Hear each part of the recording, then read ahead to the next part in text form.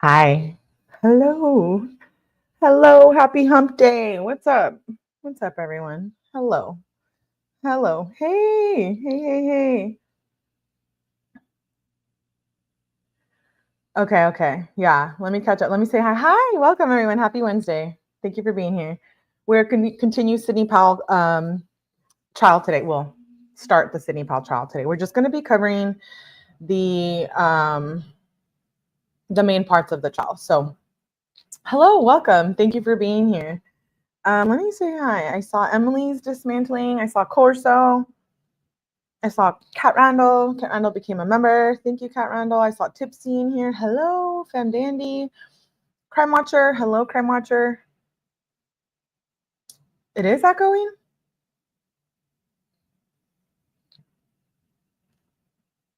Is it echoing on just your end or my end? I can't tell. Let me know. It shouldn't be I don't hear it echoing on my end, so I'm sorry. I'm sorry. I hope not. Let me know. But hello. Thank you for being here. No echo. Okay, yeah. Maybe Fem, maybe redo your restart it. Yeah, I don't know what's going on. And hello. Hello, Corso and Crime Watcher. If you missed last night's live, it is regarding Sidney Powell case. Please go back and watch it. It was a deep dive. I'm proud of it.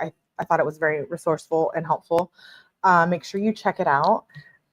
We did crime scene photos, body cam footage, and we went over the case. I was going to read the appeal today, but it's pretty long, so I just want to get right into the trial. Like I said, we're going to be covering, there wasn't any footage of the trial in its full length.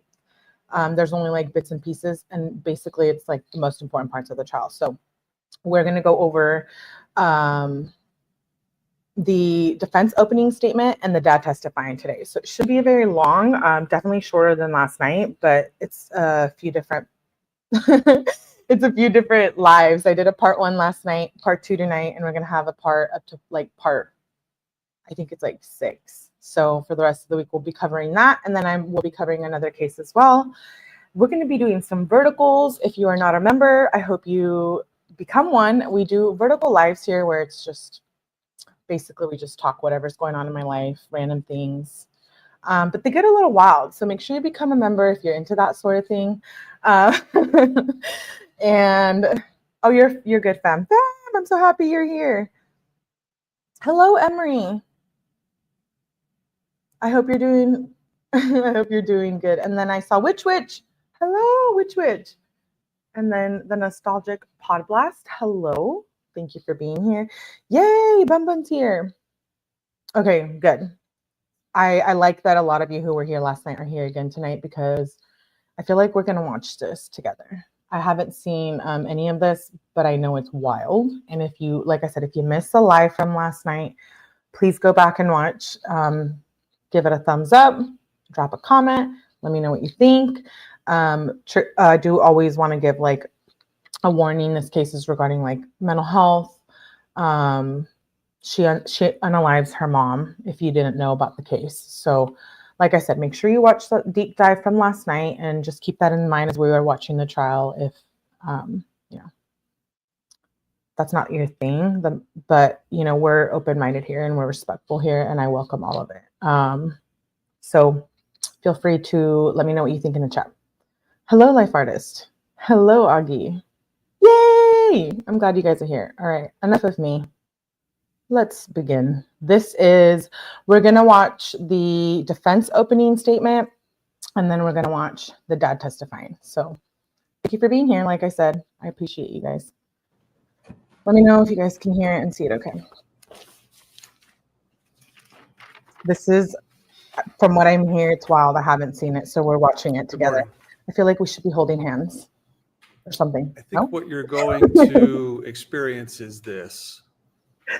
I think about 90% of the state's case, their evidence and their witnesses is going to be focused on what happened. What happened on March 3rd, 2020, inside the Scudder home of the Powells. Why are the captions? And I think you're also going to see that 90% of the defense case is going to be focused on what Mr. McAleese, I think, has correctly identified as the sole core question in this case. Yay, and that is why? Why? Why did this happen? What happened is not in dispute. Sidney Powell caused the injuries that led to her mother's death. Why is the question? So to help understand why, I think it's important for you to meet the Powell family. And prior to March of 2020, they were the all-American family. Brenda Powell was 50 years old. She was working as a child life specialist at Akron Children's Hospital. She works in the Pediatric Oncology Center. Brenda's job was to take children who are suffering from cancer through the most difficult journey that a child could ever go through. And she also took that journey with the parents of the children who were diagnosed with cancer. When kids were going through chemo and losing their hair, Brenda was there. When parents were struggling with what to do with this grief, Brenda was there. And Brenda has had a huge, enormous impact on our community. She organized things like a prom to remember. So these kids who were suffering from cancer would have some sense of normalcy in their life. She took them bowling, and they loved her, and she loved them, and she was like a second mom to them. That's the kind of skill set Brenda Powell had. I'm curious what you guys... You're going to meet and hear about and hear from Stephen Powell. Stephen Powell is Brenda's husband, Sidney's father. Stephen graduated here from Firestone High School, got an associate's degree, and he is the Assistant Vice President for Quality Assurance of Akron Steel Treating. Akron Steel Treating is a family-owned company. Stephen's grandfather started that company in 1943, 80 years ago. Stephen's grandfather worked there, his father worked there, his uncle worked there. Steve's brother, Joe Powell, is the CEO of Akron Steel Treating. And what you're going to hear is that Stephen and Brenda meet sometime around 1995. You heard the name Ken Dees. And Ken is a police officer that was good friends with Stephen while they were in school together. And Ken's wife knew Brenda and started thinking, I know a guy that you might like. And she introduced Stephen to Brenda. In 1995, they dated for about a year. And in 1996, they got married. Background. About 3.5, 4 years later, on March 21st, 2020, Sidney was born. I do have to say, like I said, if you missed the live from last night and you're not familiar with the case, she ended up unaliving her mother by hitting her with an iron skillet pan. And she stabbed her to her neck, her arms, and her back 30 times. They're claiming it's a mental health issue. She's schizophrenic. And some think she's just a cold-blooded murder, but you have to watch the live if you're not familiar with it, so you get all the background on the family and a little bit of who Sidney was. Pantera, hello, I'm glad you made it. Good to see you. Okay, sorry for interrupting, but copyright also. About 3.5 years later, pausing. Sidney's younger brother, Brenda and Stephen's son, was born, Andrew Powell. Andrew graduated from St. V and is a student now at Kent State University. But you're going to hear a lot about Sidney Powell. And what you're going to hear is Sidney went to St. Sebastian's elementary school, middle school, finished 8th grade there, and started her high school career at St. Vincent St. Mary's. While she was there, The crying. she was Keep an eye on involved that. in I'm athletics, played soccer, was on varsity. Wait, now she's not crying. You'll hear that she was a quiet student, reserved student, a people pleaser, but super smart. You'll hear from Miss Milligan, now she's a teacher that taught Sidney. I get uncomfortable when people cry. Sophomore, junior, and senior year of English. You'll hear that Sidney, the entire time she was at St. V, the lowest grade she ever got was a B. She graduated with a 3.8 GPA and scored a 27 on her ACT. I have to tell you, I only got a 23, so that's kind of impressive. She was an excellent student. And not only was she an excellent student and on the honor roll every semester at St. V, she was a good person. Ms. Milligan will talk to you about, I saw something in Sidney that I wanted other people to emulate. So we went on a religious retreat together. And Ms. Milligan took Sidney and made her a mentor for other students to look up to and emulate. Sidney played soccer, as I indicated, and Ms. Milligan's going to talk to you about her watching Sidney and Brenda interact and their relationship. And you're going to hear from lots of different people about that relationship, friends, family members, co-workers. This was the all-American family. Stephen would take the family to Disney World. They would go to the beach. They'd vacation together. You're going to hear there's absolutely no history of violence, of drugs or alcohol or dysfunction of any kind.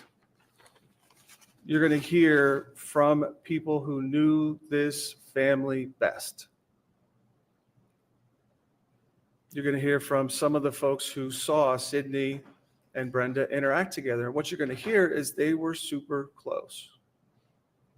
Sidney was like, I have to pause because I'm kind of freaking out, because if you were here last night, we know that we got like the backstory, right? So how do you feel about the crying in the courtroom? Do you think it's genuine? Do you want to wait and give your opinion until you watch the main parts of the trial? I mean, a lot of you voiced your opinion last night in the live. Like, a lot of you said that, she was entitled and spoiled, and she was decided to be a cold-blooded murderer. And others, we believe that like she had mental health issues, right? And she got diagnosed with schizophrenia after the crime happened on March 3rd in 2020. She snapped and did that to her mother, who she was close with. But if you watched the live last night, watching the interrogation and just getting through the case between just even me and you guys in the chat, like there was things that we were like, wait, that's off, right? Like we question things, even though we have lived through similar situations or we're familiar with it. But it's like, what do you think about her in the courtroom right now? I'm just curious. Hi, BC girl. Hello, my love. What did she do? Hello, BC girl. Sorry, I was distracted. Happy Wednesday. Good to see you, love. Gas mask. What did she do? She murdered her mother, essentially. Because of her grades, she was failing in school and she got expelled. Long story short. And she didn't want people around her to know. And then some alleged she was having a psychosis moment, and she unalived her mother with an iron skillet, and she stabbed her 30 times. So make sure you watch the live if you missed last night. I just don't understand how lies worth murder. Just admit you screwed up. Right. Good to see you, gas mask. And I agree, BC girl. We love seeing you, BC girl. Yay. Brenda's mini-me. Yay. Oh, no, you Brenda can't was change her. Sidney's best friend. Wait. Oh, I missed Emily's. Hello, Emily's. And on Tuesday, March 3rd, 2020, Sidney killed her best friend, her mother. Why? Why did that happen? We're going to spend next week bringing you answers to that sole core question. I submit to you the only question in this case, which is why. And we're going to bring you three different experts. You're going to hear from Dr. James Reardon. Dr. James Reardon will introduce himself to you, and you'll hear that he's a psychologist who's been working in that field for 45 years in Columbus, Ohio. Dr. Reardon has done forensic psychiatric evaluations to determine competency and sanity at the time of the offense. And he's done that for nearly 2,000 patients in civil and criminal context. You'll hear that Dr. Reardon has worked with the Columbus Blue Jackets, University of Missouri football team, the New York Jets. And in fact, he was chosen to be a sports psychologist for the United States Olympic team. Those are his credentials. And he spent 7 hours with Sidney Powell in December of 2021, testing her. Not only just talking to her, but administering the tests that will tell us and teach us about the why. He did cognitive functioning tests. He did tests to determine if she was possibly malingering. Is she faking this? Personality tests. And he will tell you that in his expert opinion, at the time of the offense, Sidney was suffering from a severe mental disease, schizophrenia. And that severe mental disease prevented her from knowing the wrongfulness of her conduct. You'll hear from Tom Swales. Tom Swales is a board-certified clinical neuropsychologist, and he's been doing that since 1998. In 2016, he was given the job of doing court-ordered evaluations for Cuyahoga County. So for men and women who are charged with serious felony offenses in Cuyahoga County, he tells the judges and the prosecutors and defense attorneys, and sometimes the jury, whether or not that person is competent, whether or not they were sane at the time of the offense. Here in Summit County, we have a doctor named Dr. Wood and psychodiagnostic. They work with the court system here, and they do competency and sanity evaluations. And I agree with you too, Dr. Swales does that in Cuyahoga County. You will hear that Dr. Swales first started seeing Sidney in January of 2021. He spent 7 hours with her the first time, talking, testing. He spent 8 hours with Sidney the second time he met with her in early January 2021. He tested her again just this last July, July 23rd, and spent another 7 hours with her. He will tell you about the tests that he knows that are recognized in his profession to make determinations to answer the why. And he's going to talk to you about his conclusion, which is, again, at the time of the offense, Sidney Powell was suffering from a severe mental disease that was schizophrenia.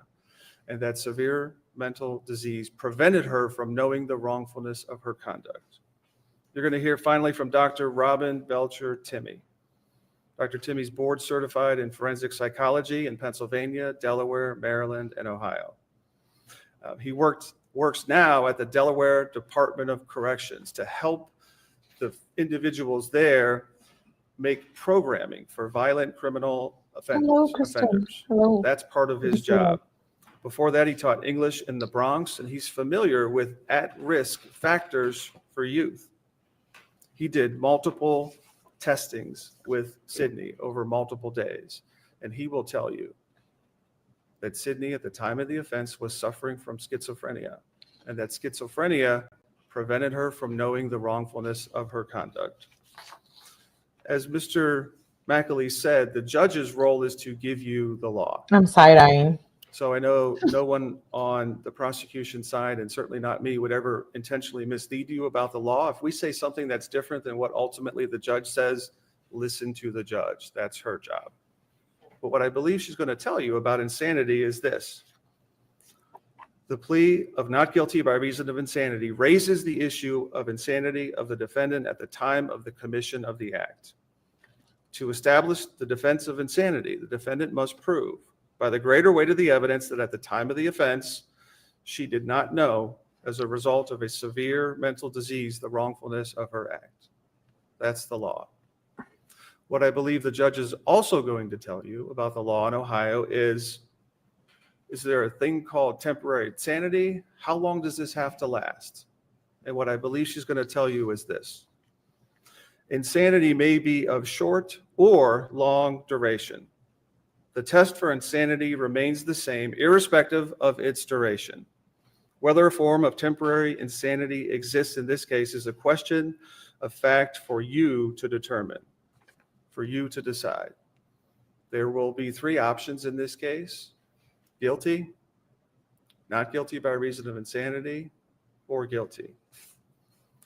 And we are not only going to bring you those three experts that tell you, based on their experience, based on the testing that they performed, based on all the records that they reviewed, Sydney meets the definition of insanity in Ohio.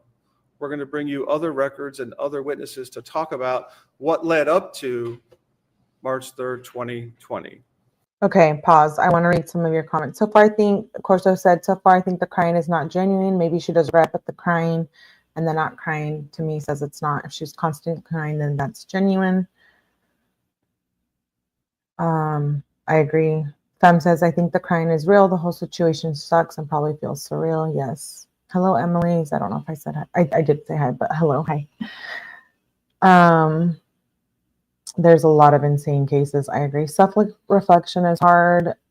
Having others talk about you in a court of law is different type of spotlight. Your future is uncertain in the hands of the law. I agree. I agree, Pantera. A lot of sick people don't kill. Well, do you believe she was having psychosis? If you're having a mental health or episode, do you stage a crime scene? Like, she basically broke the window with her fist, her hand, and made it look like someone broke into the house. And that's what she was saying when the cops first arrived. So I feel like if you're in a psychosis, are you aware? You're supposed to know right from wrong, right? That's like, it's hard to file for insanity too and get it. I feel like in most states. But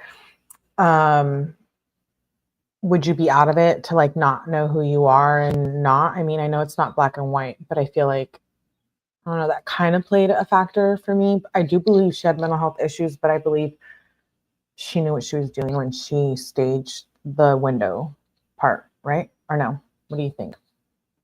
And what you're going to hear is there are classic symptoms of schizophrenia that now, looking back, these doctors can point and identify and talk about. Dang. That were missed.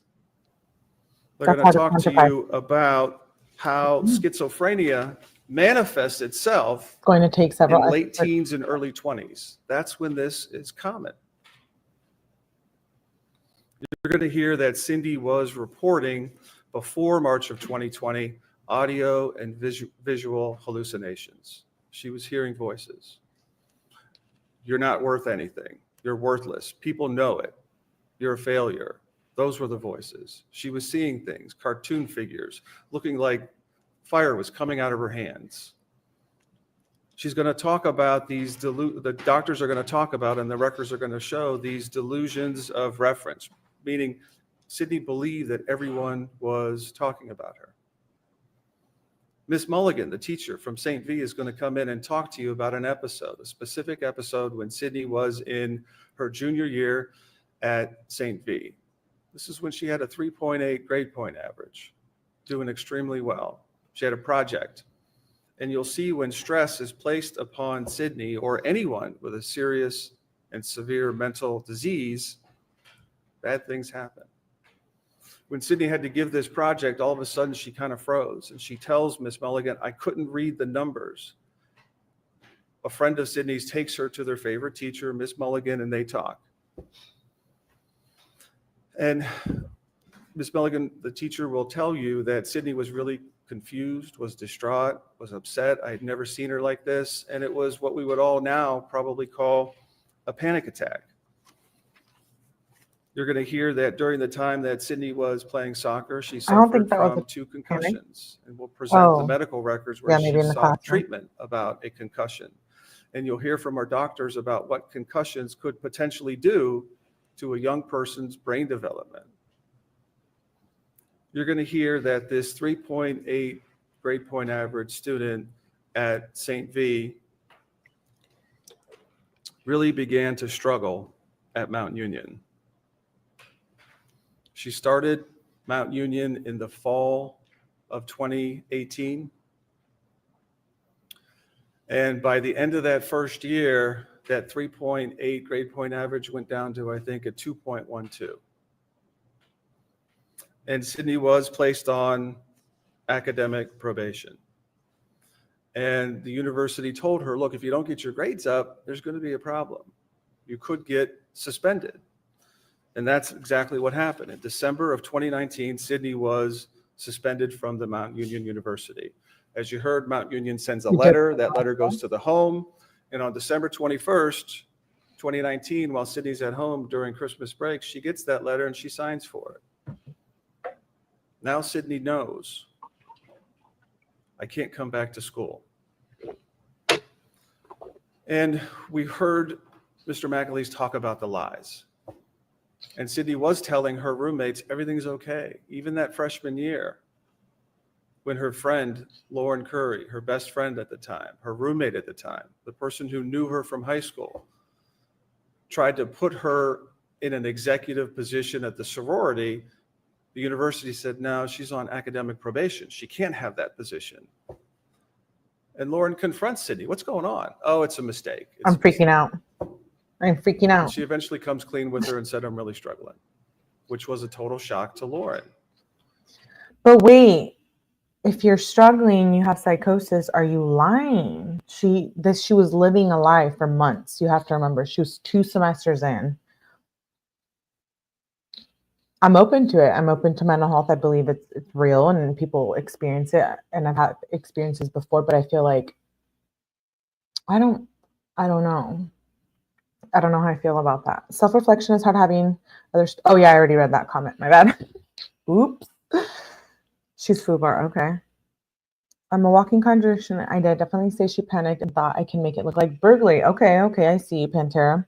You're right, gas mask. And we're not judging. We're just speaking experience, but I do appreciate what you're saying. It says we're not diagnosed nor live with what she has mentally. At best, we can assume. And you're absolutely right.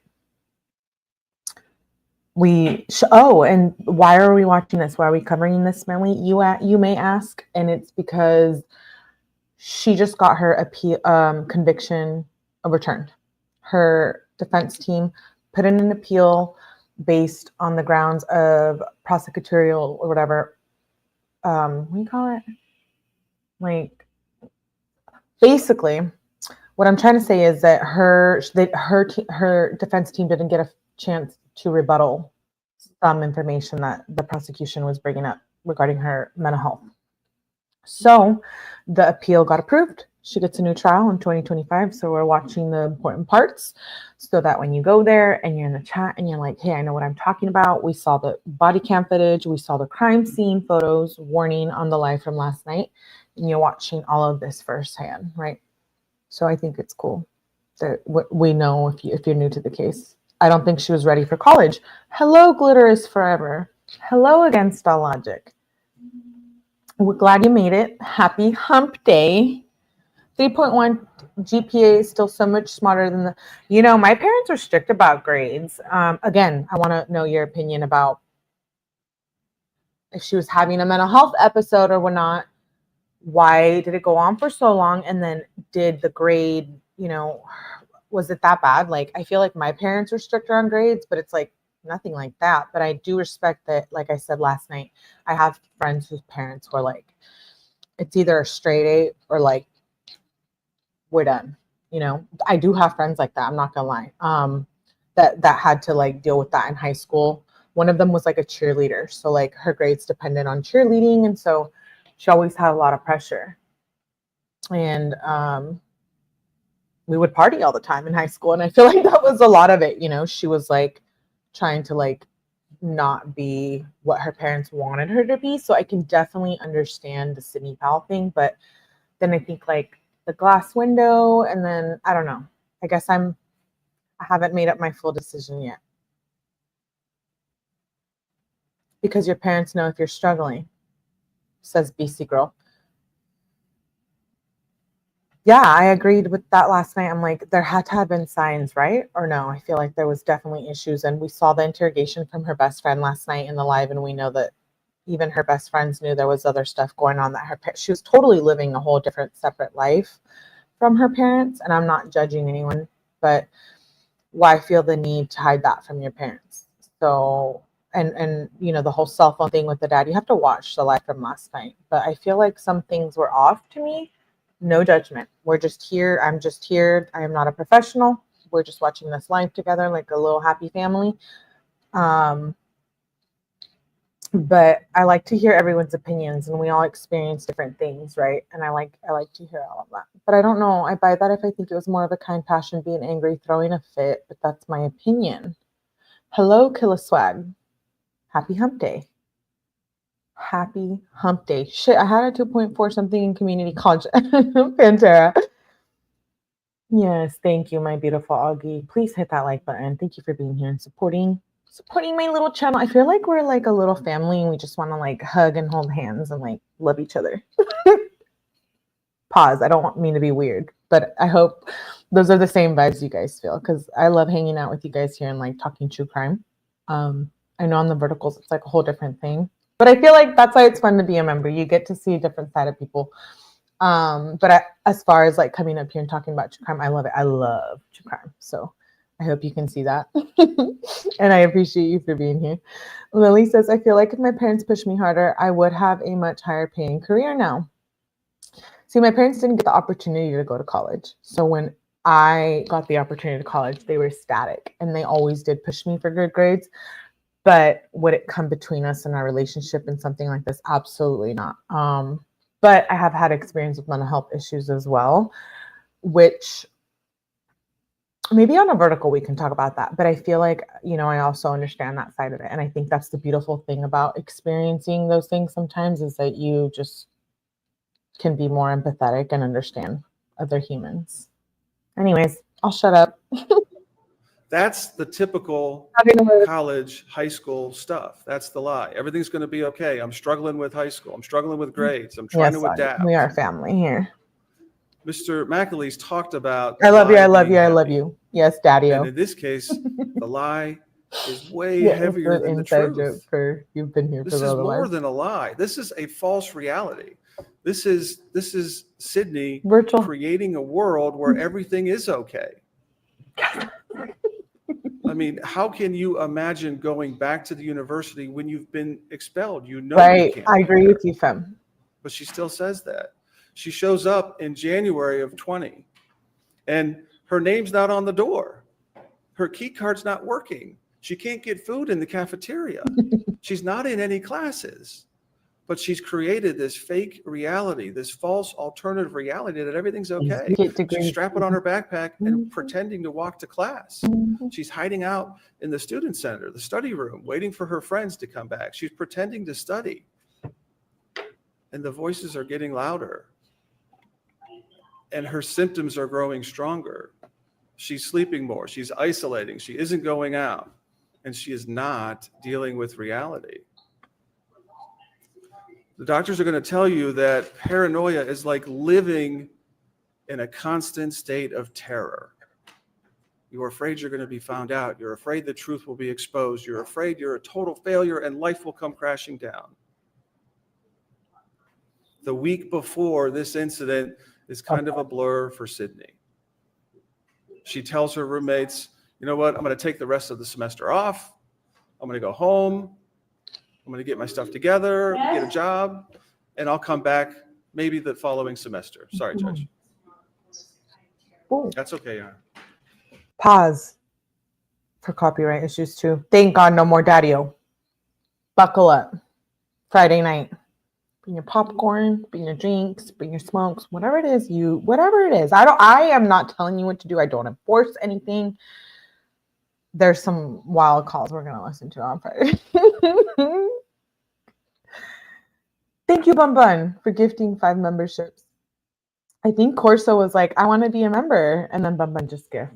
Ask and you shall receive. Thank you, Bun Bun. I love you. You're always supporting my channel, and it means so much to me. Thank you. Truly. Not us having a little moment, Bun Bun. She's got to be hungry at that point. Lily, welcome, Corso. You said you get a little wild too. Okay, well, join the verticals sometimes. Sometimes I have to take them down, but a lot of them are members.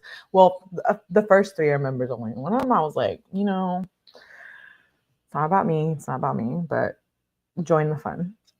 I think whenever the lawyer inflates the truth, she gets a really strong fake reaction. Maybe she had a bad Pantera. I used to wonder what I would have chosen to do if I had any support from my parents regarding education. Oh, you don't want to do that. Ew, you don't want to be that. We're so discouraging. I'm not going to lie. I did kind of like, I don't know. Okay, we'll talk about it later. But I can empathize with that. I do understand that, which it may have been a perfect storm of things for her. So the grade thing just made her snap. Detention is where we hold court. Yeah, if you're late, you get detention. Just kidding. No, you don't. What's your version? Okay, crime watcher. Settle down. Verticals, here I come. All right. Okay, let's continue. I will try to stop interrupting, but sometimes we need to do it for YouTube purposes.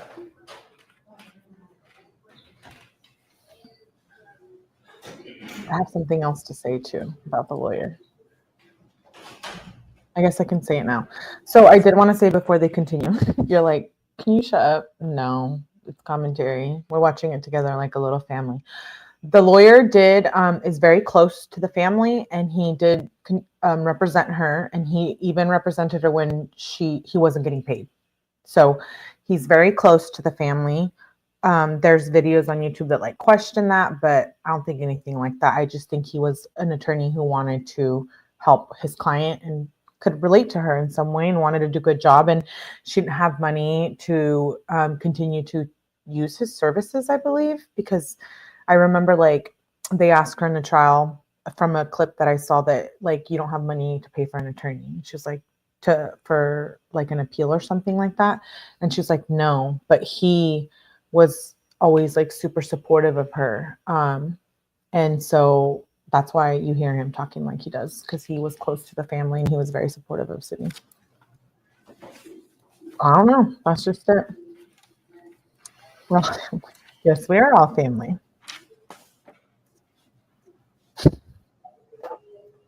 Thanks, Corso. Attention is fine with me. I'm quartered.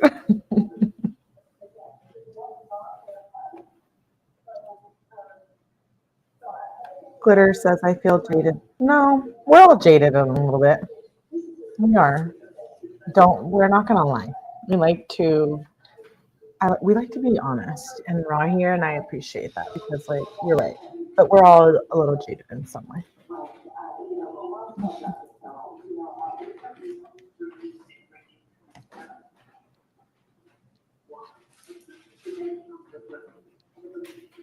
I can barely hear that.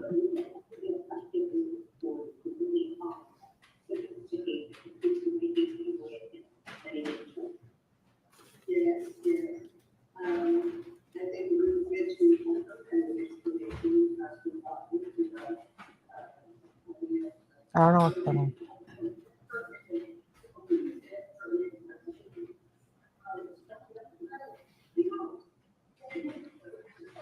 I agree, BC girl.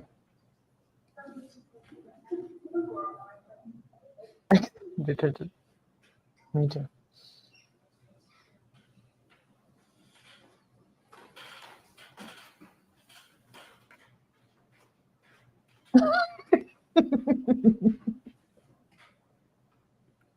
Bumban.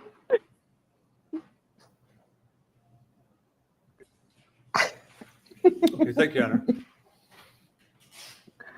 So you're going to hear that about a week before this incident, Sydney finally leaves Mount Union, packs up her stuff, and continues Hello, Huckleberry. to project Hello. this alternative reality. I'm going to take the rest of the semester off. I'll be back. Everything's okay. I'm going to go back home. I'm going to live with home. My parents know all about it. Everything's great. But Sydney really can't go home. So for a week, she's just bouncing around from hotel to hotel. I'm sure terrified, paranoid, delusional. And on March 2nd, the night before this incident, she has some glimpse of normality. She goes back to the university. She's with her friends again. They're watching The Bachelorette. She's laughing, and everything seems okay again. But she has to leave that warm, safe, friendly confine and go back out. And she can't deal with that reality, so much so that she texts her friend, "I'm home." When the reality is she's in a hotel room, alone, terrified, delusional, and on the verge of a massive psychotic breakdown. And that breakdown happens the next day when she shows up at home and her dad talks to her. What's going on? What's happening? By this time, Steve knows. He knows what's happening. You know what? I'm going to call mom. This is what mom does. This is the skill set that mom has. She deals with kids in conflict maybe better than anybody on the planet. And Brenda shows up and they have this conversation and Brenda's trying to make sense of it. And Sydney's still trying to say, I don't know, I'm just going to take the semester off. And Brenda knows and Steve knows that it's not a semester off. You've been suspended. And the last thing Sydney remembers is mom saying, it's going to be okay. She's giving her a hug on the couch. It's going to be okay. And in that moment, Sydney has a psychotic break from reality. Everything comes crashing in. And for the next 25 minutes, everything Sydney Powell said, everything she did was done because of a severe mental disease, schizophrenia, that prevented her from knowing the wrongfulness of her conduct. How do we know that? This evidence that you're going to see screams out insanity. The brutality of this incident screams out insanity. The lack of a motive screams out insanity. You're going to hear that there was no planning of this incident. There was no attempt to flee. Sydney's car is in the garage. If she truly appreciated the wrongfulness of her acts, she would have fled. She would have washed the blood off her. She would have changed her clothes. You're going to see pictures of the sinks and the tubs in the Powell household. There was no attempt to wash any blood off, no attempt to clean the clothes, no attempt to hide the clothes. The trash cans are photographed. The police are trying to figure out why. You're going to see this body-worn camera of these two officers. And I ask you to watch Officer Legacy's camera carefully. And what you're going to see in Officer Jackson's body-worn camera, what you're going to see is Officer Jackson taking Sydney out of the house and putting her down by the bottom of the driveway near the mailbox. It's raining. And about 5 minutes after that, Sydney falls over and hits her face on the cold, wet pavement and goes catatonic. You'll see it for yourself. Her face is scratching on the pavement, and you'll see the pictures of that. She's clawing on the asphalt, and you'll see the pictures of that. She's hyperventilating, she's in shock, and she's catatonic. And she's taken from the scene to Akron City Hospital. And at Akron City Hospital, she spends March 3rd and March 4th there. And you will hear and see from Detective Bertina King, who tries to go and make sense of this. At this point, law enforcement doesn't know. Is she a victim? Is she a suspect? What's going on? And Sydney is completely catatonic. She's mumbling to herself, get out, get out, get out. Yes, Glitter. So what do the professionals... I do want to say, Glitter, was she on a scholarship? She was.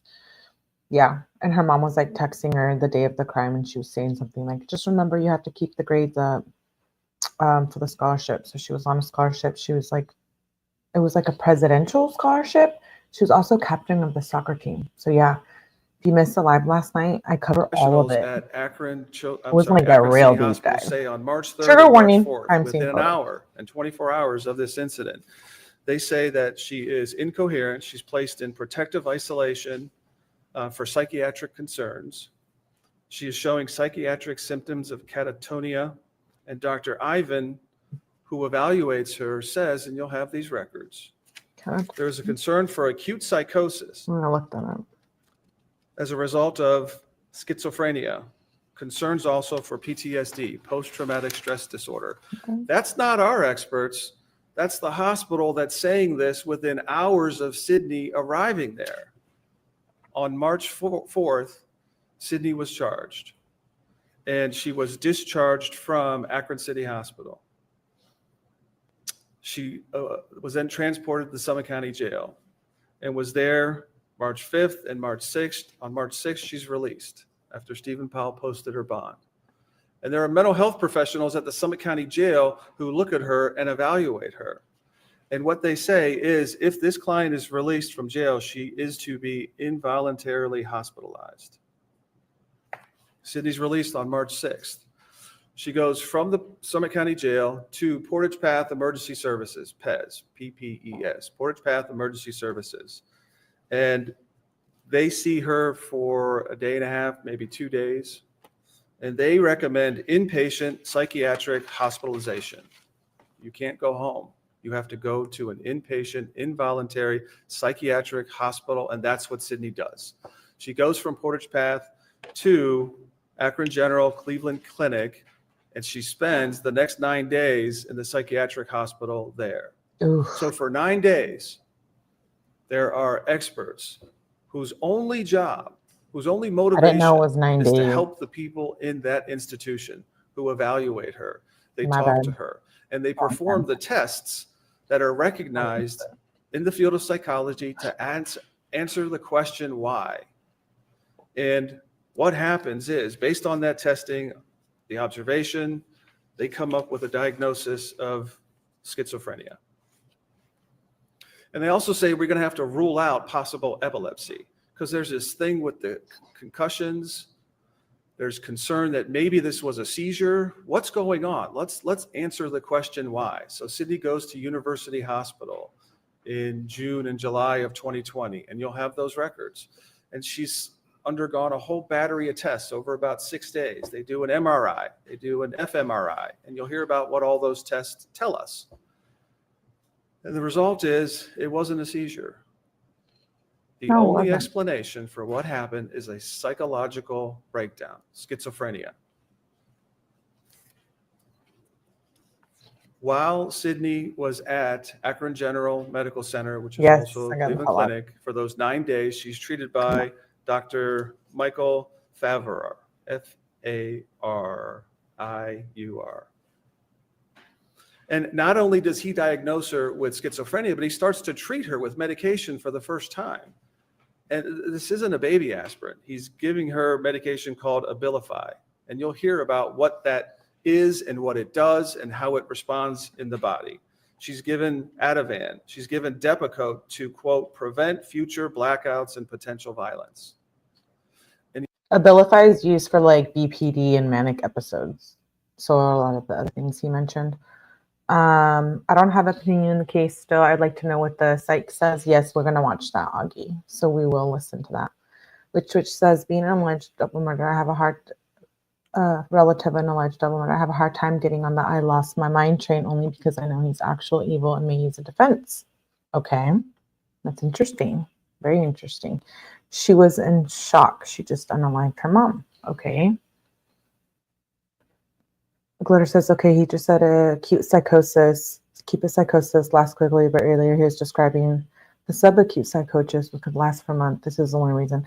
Well, and it's like I said, it's not just black and white. Everyone, we covered this in the live last night, where like everyone reacts different, right? And everyone has to mental health issues, and there's so many diagnoses. So it's like, and sometimes a lot of the time it's misdiagnosed too, which sucks.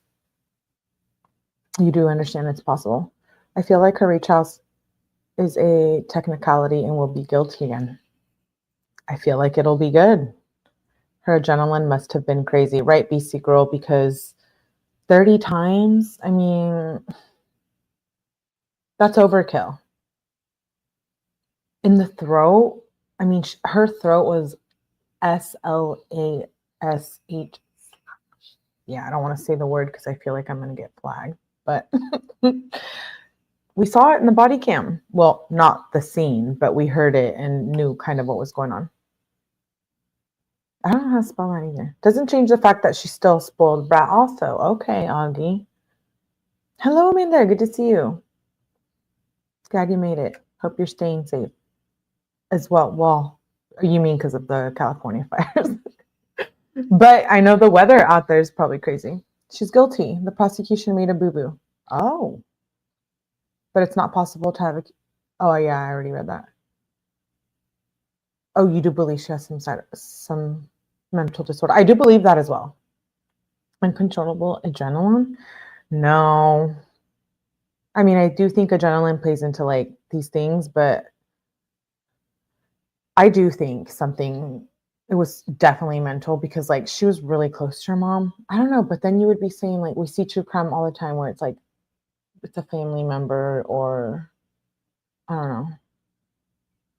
So retrial due to technicality. Yeah, they didn't allow the defense team to rebuttal one of like the medical professionals that the prosecution team had. So yeah, she gets a new trial. Allegedly she gets a new trial, but she might be able to get, they might be able to work out a plea deal, and that might entail something like mental health.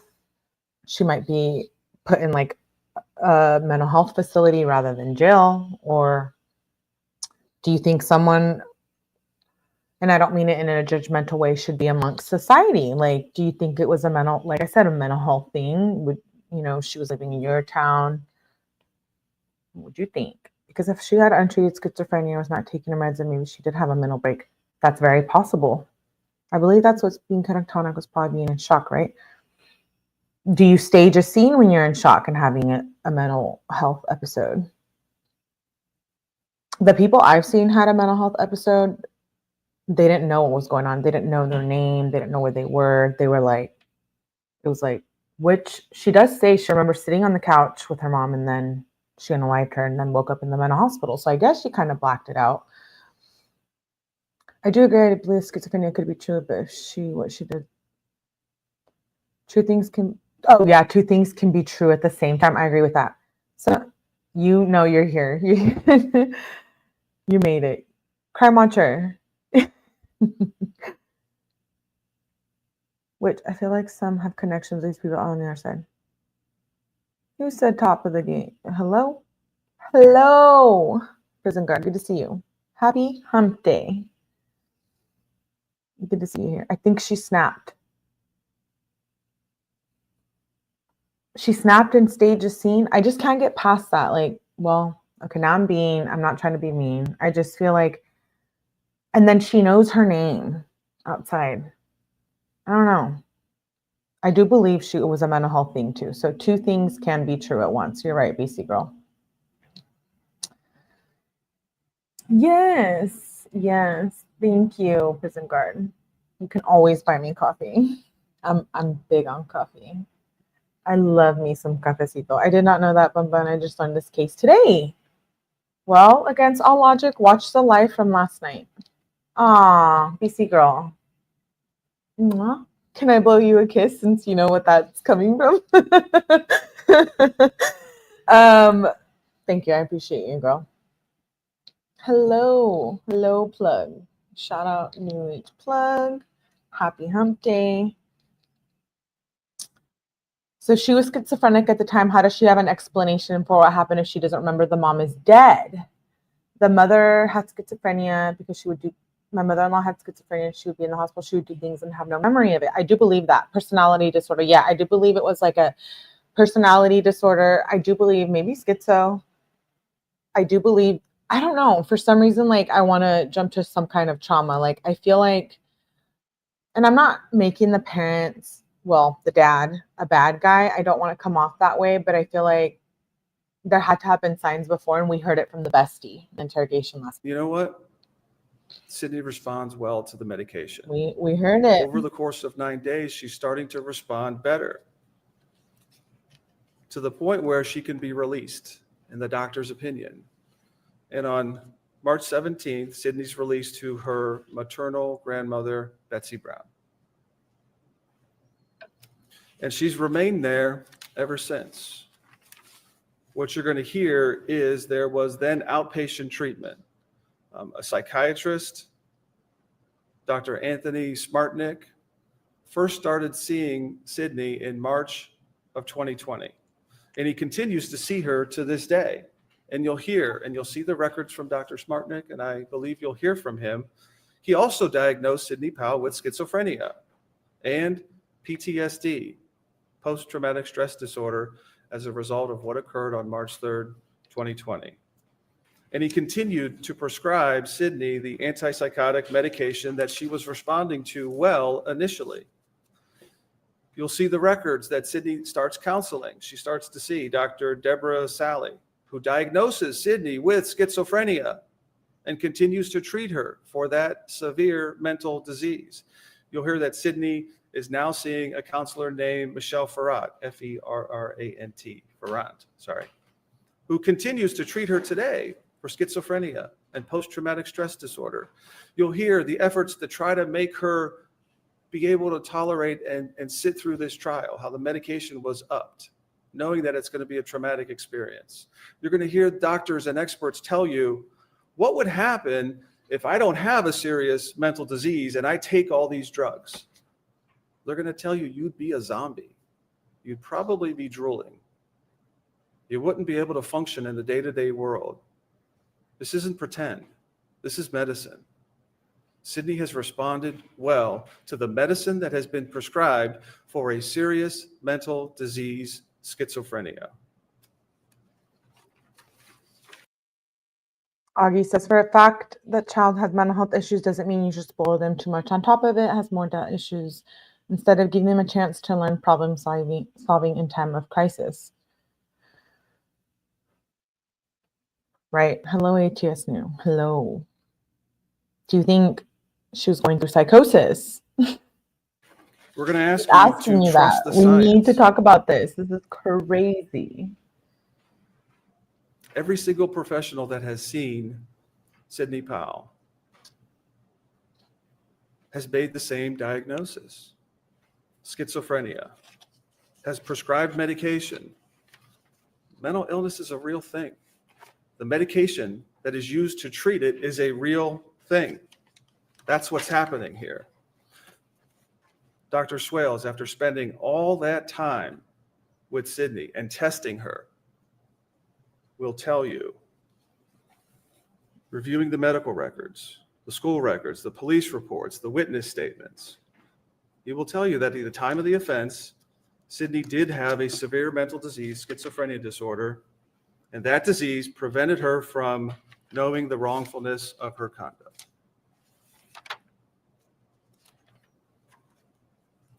Dr. Swales will tell you on March 3rd, 2020, Ms. Powell was delusional and irrational. She lost control. She was in the midst of a psychotic, violent break and did not know the wrongfulness of her conduct. Dr. Timmy, who knows these risk factors for at-risk youth, who's responsible for helping treat prisoners in the Delaware correctional system, spends all this time with Sydney, testing her, and he will tell you this.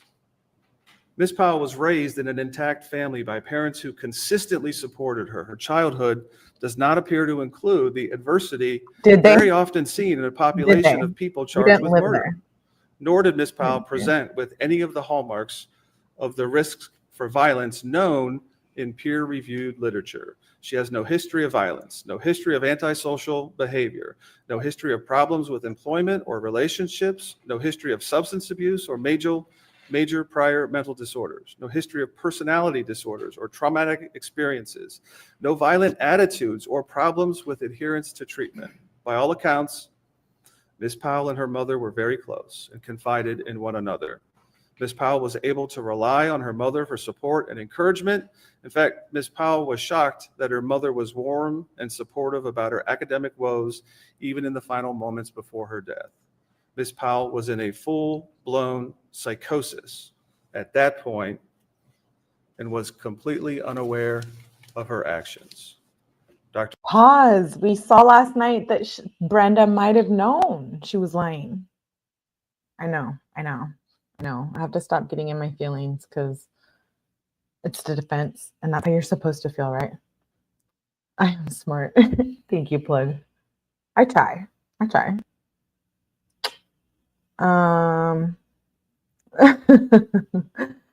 Thank you. You're awesome.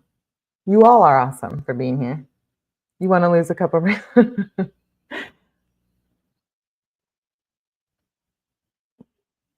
no comment. It's a thing, but it's not always an excuse. Like the mom who went on vacation and let her baby start. Oh, don't even get me started.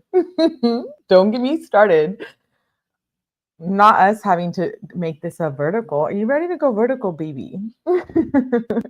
Just kidding. We have to finish. Reardon, who spent all that time with Sidney Powell, who reviewed the records, police reports, school records, hospital records, medication, doses, amounts, who noted breakthrough symptoms, meaning there were times over the last 3.5 years where Sidney would regress a little bit and hear voices again, or start having those thoughts creep in.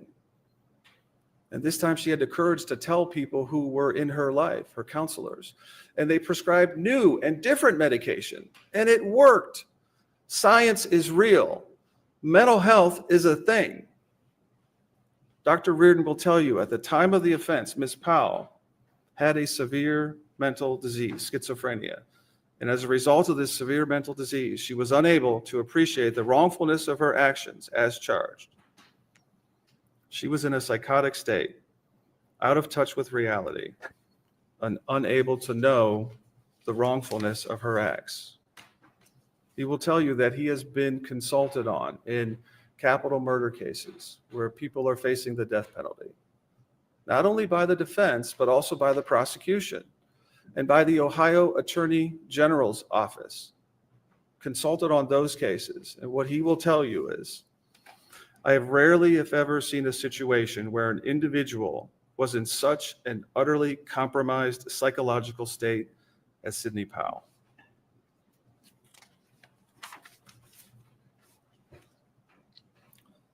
The science is overwhelming, and it supports insanity. More powerful than the science, more persuasive than the witnesses, is the inescapable truth and the undeniable conclusion that the Powell family is a good family. Sidney Powell didn't kill her mother because she was upset about being suspended from Mount Union. Oof. This family has suffered a nightmare of unimaginable consequences. In less than 2 weeks, I will stand before you and ask you to end that nightmare and return verdicts of not guilty by reason of insanity. Thank you. Okay, so that's the defense opening statement. Yes, I will drop the link. Don't join if you're not cool. Just kidding. You guys are all cool. I love you all, but you know what I mean. Yes, watch the live from last night. So if you missed it, please go back and rewatch. Please, it's a good live. We covered her background, the family's background. We did crime scene photos. We did body cam footage. We're going to be covering the appeal tomorrow night, and we're going to continue to cover the important testimony from the trial. So please make sure you catch up. Catch up. Do you know the reference? Okay. Buckle down. The dad is going to testify. Don't come for me. Oh, Emily, thank you for being here.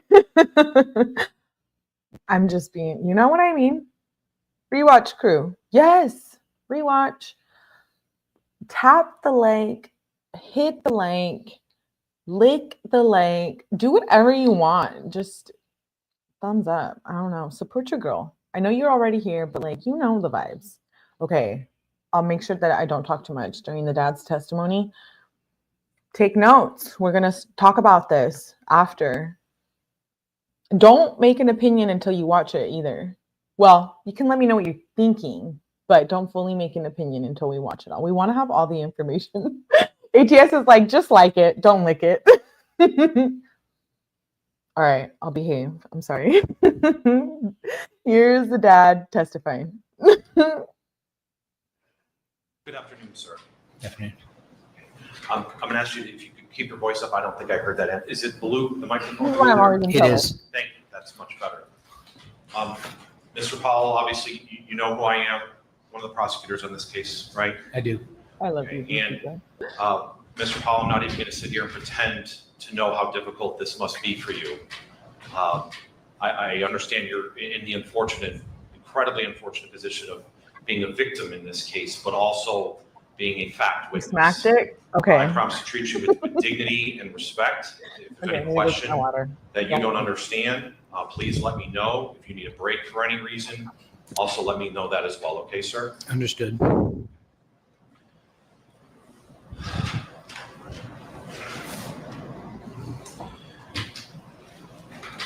Sir, obviously, Sydney Powell is your daughter, correct? Correct. And where did she go to high school? St. Vincent, St. Mary, Okay, and that's here in Akron? here in Akron, Ohio. Okay. And how did you as a family decide that's where she was going to go to high school? We ended up going to St. Sebastian Elementary and Middle School, and it was just a natural transition for kids in that district or that school to either go to another parochial school in Akron. Okay, and I think we've already heard you're a Catholic family. Yes, And certainly by all accounts, Sydney at St. V's, for short, was in high school, was a great student, correct? correct. Got great grades. Yes, And she also had some extracurricular activities during high school. Is that right? she played some sports, yes. Okay, can you please tell the jury what those were? She played soccer and 1 year lacrosse. Okay. Did she do any other extracurricular activities at St. V? Not that I can recall. Okay. And she actually graduated with a pretty high grade point average, didn't she? Yes, Okay. And I'm sure that made you very proud. it did. I'm such an ass. And forgive me, I don't know. Was Sydney I'm sorry, let me ask you this way. Mr. McLaughlin said that you have an associate's degree. I do. Okay. And did Brenda have any degrees? She had a bachelor's degree in child bachelor's degree. and early development, child development. Early childhood development. Yes. So when it came time, as a lot of parents, get there when their kids are juniors and seniors, it came time to discussion for college. Please tell the jury how that conversation went, how you decided that, or Sydney decided she was going to go to Mount Union. Can you just tell the jury about that, please? We went on a couple college campus tours. We went down to Kentucky and Bowling Green and Mount Union. But I think, we both decided that Mount Union was a closer, and Sydney liked that it was a smaller school and still relatively close to home. Did you visit the campus with Sydney? We did. Okay, and Brenda? Correct. What was it about Mount Union that you all loved? Just the closest of it. It was like a small little community almost. It wasn't a big campus where you're just a number. Okay.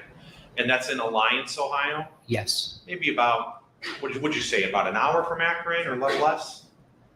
I'm bad with directions, but yeah, maybe no more than an hour. Me too. Okay. So if in college and Sydney ever wanted to come home, that really wasn't a big deal. It's less than an hour away. It was close, yes. Okay. And was Sydney excited about going to college? She was. Okay. And what did she want to study? Never really settled on much of anything. Okay. And that's not unusual. Some kids don't Didn't know think what so. they want to do. Okay. Hello, my beautiful Brit. Hi, baby. And did when Sydney applied to Mount Union, did she get a scholarship? She did. Okay. And do you remember what kind of scholarship that was? I think it was called the Presidential Scholarship or something to that Okay. effect. And I know that it's a private school. Did she, or you and your family, did you get like a break on tuition as a result of that scholarship? Yes. Okay. Was it, do you know, again, I apologize, and I know this is tough, but it's like 25%, 50%, if you could remember? Does it matter? Maybe 25%. I'm not sure. Okay, and that's fine, I understand. It's annoying. We've also heard a little bit about this Life 360 app. Did your family use that app? We did. Okay, can you, for those in the jury who might not know what that is, can you tell them what it is and what it does?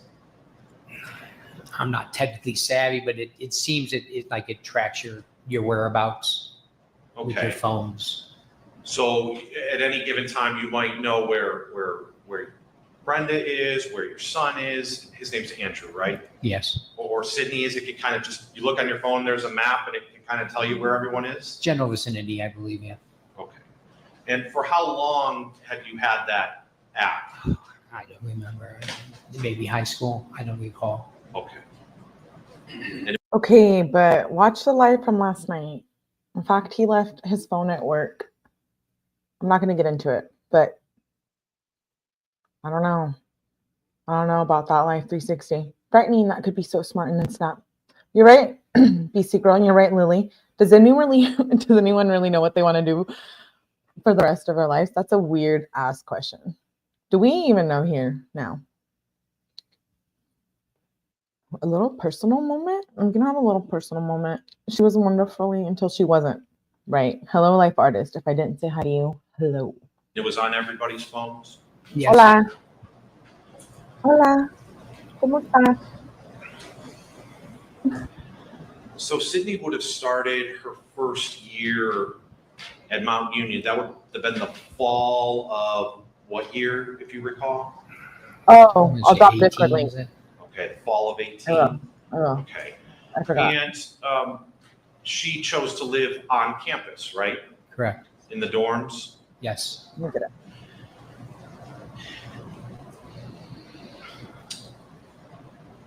In that first year, how often would she come home? I don't really recall. I mean, it wasn't that often if I remember, but Every now and then? yes. Would she come home on when there were actual breaks, like fall break or spring break, winter break? Was that the standard she would come home, or would she maybe come home other times? She'd come as home well? during the breaks. Mostly just during the breaks? Most of the breaks. Okay. And how much communication would you have with her, I will withdraw that. How much communication would you or Brenda have with Sydney while she was away at college? I can't add. Brenda probably a lot. Me as a dad, not that much. Okay, so Brenda maybe talked to her, kept in touch with her more than you did. Yeah. Oh, yes. Fair to say? Fair. Okay. And is that because of, again, as we've already heard, how close Sydney and Brenda were? Yes. I mean, that is in no way to imply that you were not close to her as well, but sometimes moms are good at some things, dad are good at some other things, right? Fair statement. Okay. So in that first year, Sydney's first year at Mount Union, actually, you know what, I'll go back and ask this. As a parent of a college student at Mount Union, how much information in terms of her grades would you have access to or be privy to?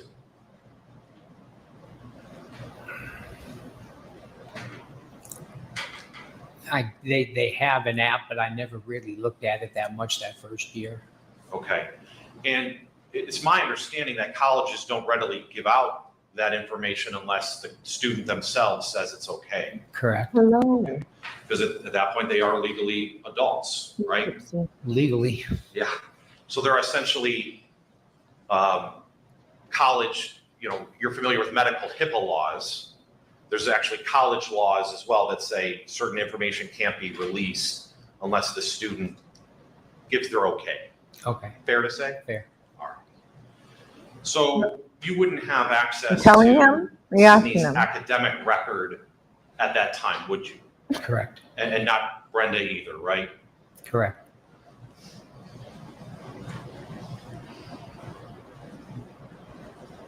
Dad seems sort of uninvolved. No judgment. I don't know. Something's off from the get-go if you watch the live from last night. Hello, my traveling gypsy tarot. I don't want to be rude. Hello, Gala. Good to see you. Thank you, everyone, for being here. I appreciate you. I'm glad I'm not smart.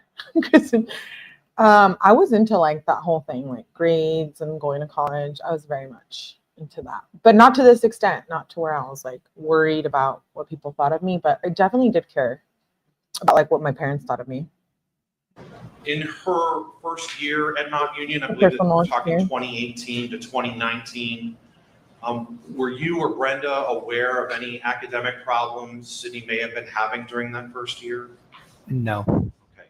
Did she ever share with you that she had been having any academic problems? No. Okay. I guess when she came home that summer, I don't want to assume, did she come home after that first year and spend the summer with you? She did. Okay. What did she do that summer? She got a job. Okay, where did she work? The baseball team down here, the Rubber Ducks. The Akron 𝗏𝗏𝗃? Yes. What'd she do for them? I worked in the kids zone. Okay. And during that summer, share anything about what was going on at school or anything like that? No. You are smart, Kristen, by the way. So she would have returned, return to Mount Union in the fall of 2019 to start her third semester or her second year. Fair to say? Fair. Okay. And again, she's still living on campus in the dorms? Yes. And if you know, I believe you do, who was she living with in the dorms? Lauren Curry was the only one I know. There were two other girls, but I don't know their names. Okay. And you don't know her best friend's name? They're her best friend from high school. All right. Sydney and Lauren were best friends in St. V. Yes. Hello? They both chose to go to Mount Union and live together in the dorms. Yes. And I've also heard they had a suite. Have you ever visited the dorm? Do you know what it? I visited the second dorm once. Okay. Very uninvolved. And did Sydney and Lauren have a room, and then these other two girls had a separate room, or was it all just one big room? There were two rooms. Two different rooms. Yes. I assume shared a bathroom. Yes. I'm not trying to be judgmental, but we found out last night she had a whole ass boyfriend that broke up with her. She was drinking it up all the time. We didn't even know. We didn't even know until we watched interrogation last. I didn't even know, and I deep dived this. I didn't even know until we watched it together, right? So she was totally living a second life. How that plays into what she was experiencing mentally, I don't know. My opinion is wart right now. In that third semester or the fall of her second year, were you aware of any academic problems that she was having during that semester? No. Okay. And have you since come to learn, and I understand you didn't know then, but had you since come to learn that at the end of that semester, we're talking around December of 2019 when that semester ended, that your daughter became unenrolled from Mount Union? Yes. I think there's a family history. You didn't know that at the time? Correct.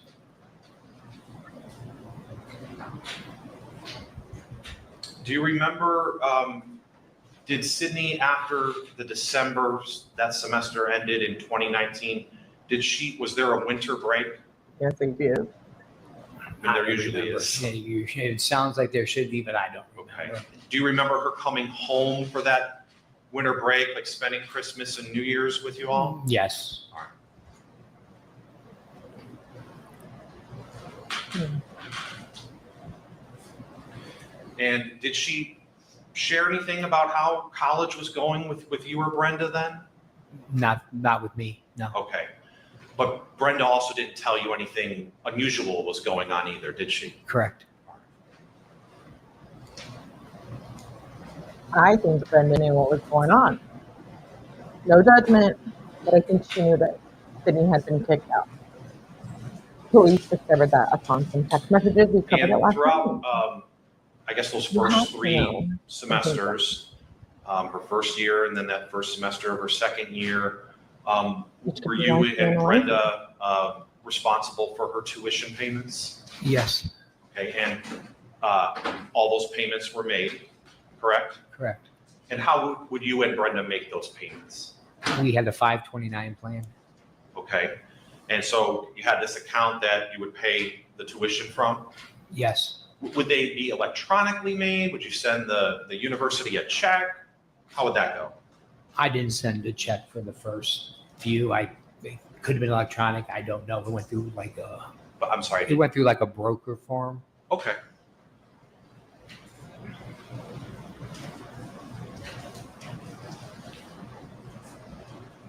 So we're, I guess in terms of a timeline, we're coming to January of 2020 when she would have returned to Mount Union. Did she return to Mount Union in January of 2020? Yes.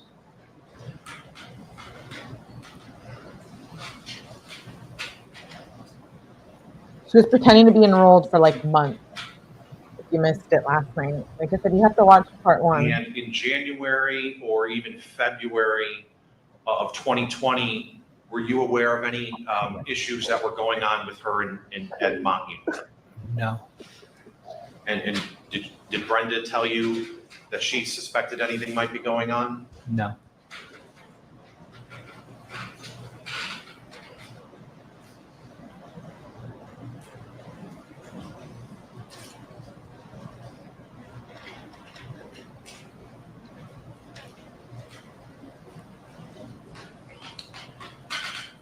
Sir, as we get into early March, did you have before March 3rd, did you have any information that something might be going on with Sydney and Mount Union?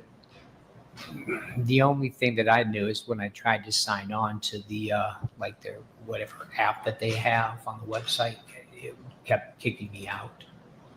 The app that Mount Union had? The portal. Yeah, like a portal, I think it's called. A portal? Okay, and you would try to sign into that portal and it Portal? wouldn't let you in? Correct. Okay. It's not that. Why were you trying to get into that portal? Seeing because the 529 plan didn't cover all the tuition for the year, so I had to make a personal check. Okay, So I had to see how much that was. okay. And when you had difficulty logging onto that portal, what did you do? I asked Sydney what was going on about it. Okay, and what did she say? There was a mistake with Mount Union, Okay, and she'd look into it. okay, and I've lied before, and that's very much a lie. Well, like not to you, but to my parents. Hey, Melly, thanks for bringing attention to this case. Get to ducking point. I'm glad you made it. Hello. I know. Imagine, and we saw the body cam footage last night, right? When he's like, so like, he doesn't even know how to act. We all experience grief and trauma different, but like in the body cam, he was like pacing back and forth. He's like, what's going on with my wife? And he like walked in and saw blood on the floor, and then he got kicked out. You saw the crime scene photos, how brutal it was. You saw the weapons used in the live last night.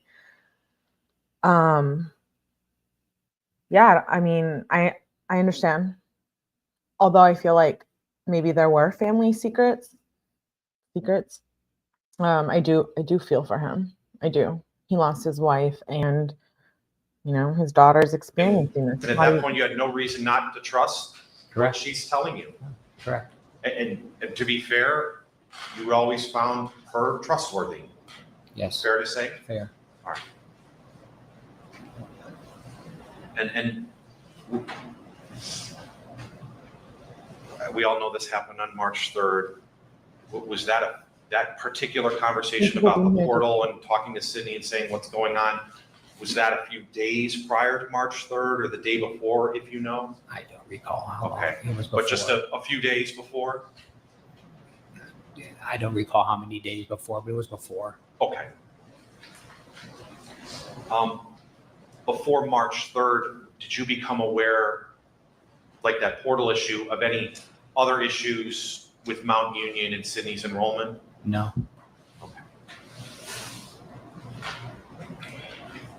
So sorry, again, I know this may be difficult, but there are some things about March 3rd that we do need to talk about.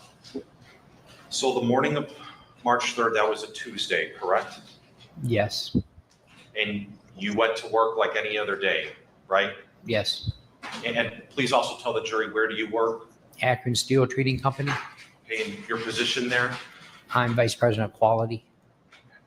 And how long have you had that? Or how long have you worked for that company? About 28 years or so. Me, not you.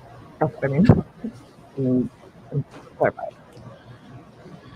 And so that morning, what was the first issue that came up with Sydney and Mount Union that you recall?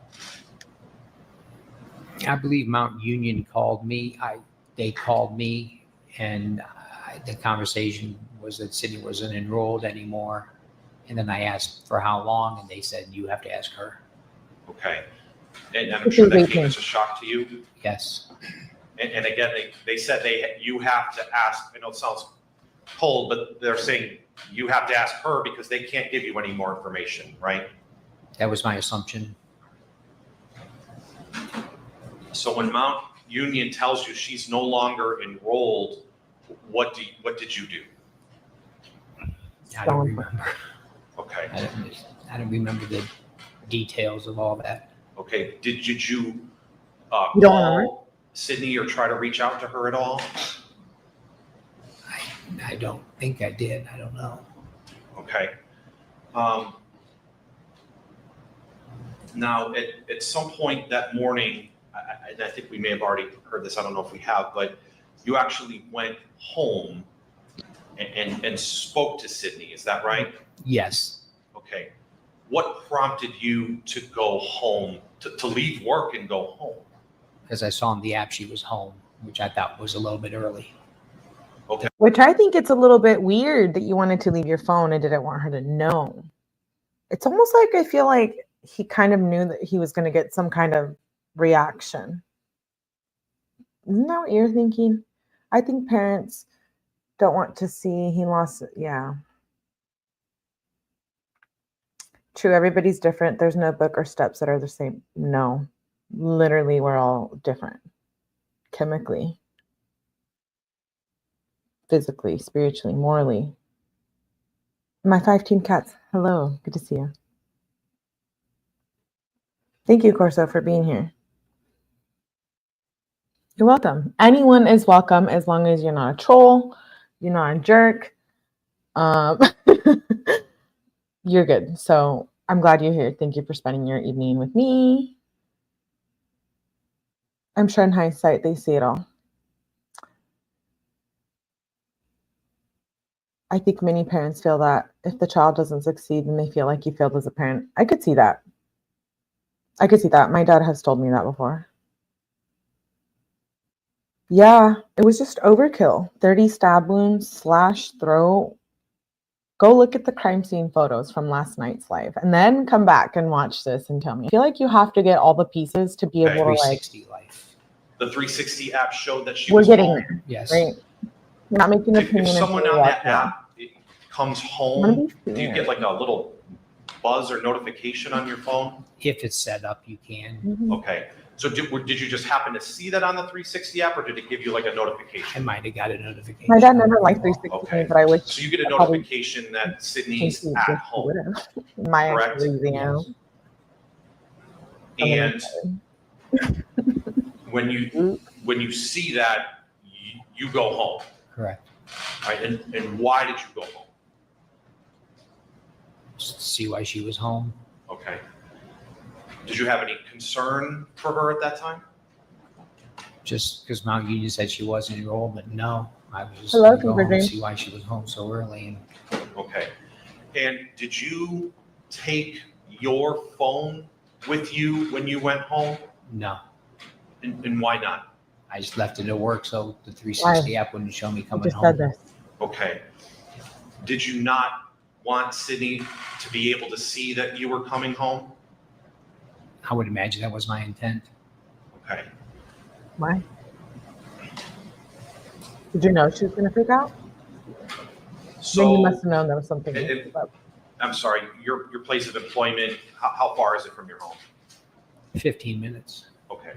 maybe. So you come home and this is, I think, I'm not going to hold you to exact times, but sometime maybe around 11:30 or something like that. I would imagine. I don't know for a Okay, fact again, at all. I'm not. My dad would be like, I don't care if you're coming home. What are you doing home?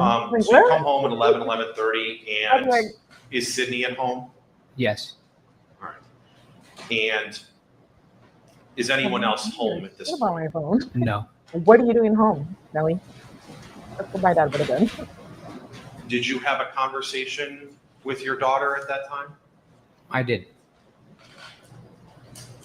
Can you tell the jury, what did she tell you about what was going on? From my recollection, it sounded, what I understood is she was still enrolled. It was only a couple weeks that she was still going to some classes and still doing her homework on the side. Okay. So she told you she was essentially still enrolled, but just having some trouble? I don't know if she used the word trouble, but And again, I don't want to put words in your mouth. You tell me. Yeah, What did she say? she was, again, I don't remember the details, but I remember she said she was still going to some of her classes with her friend Lauren. Okay.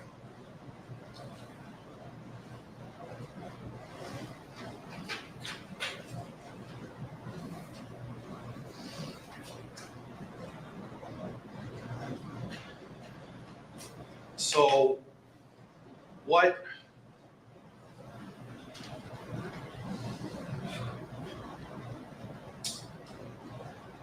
straight there.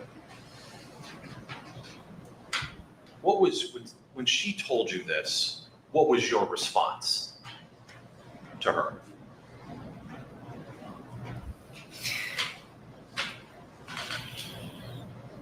That we would work it out. Oh no. Do you remember telling her, and I know you had a conversation with the police too, do you remember telling her that, Oh, you know, this is you hard. can't run away from your problems, you have to face them? I said we'd go through, let's get through this semester, and if you needed to take the summer off or we would work through it. I remember she said, you know, all her friends have their shit together and she doesn't, and I told her, no, that's not true. No. She said she didn't, Sydney said, I don't have my shit together, but my friends do. Yeah, she didn't know what she wanted to do. It sounded like. Sure.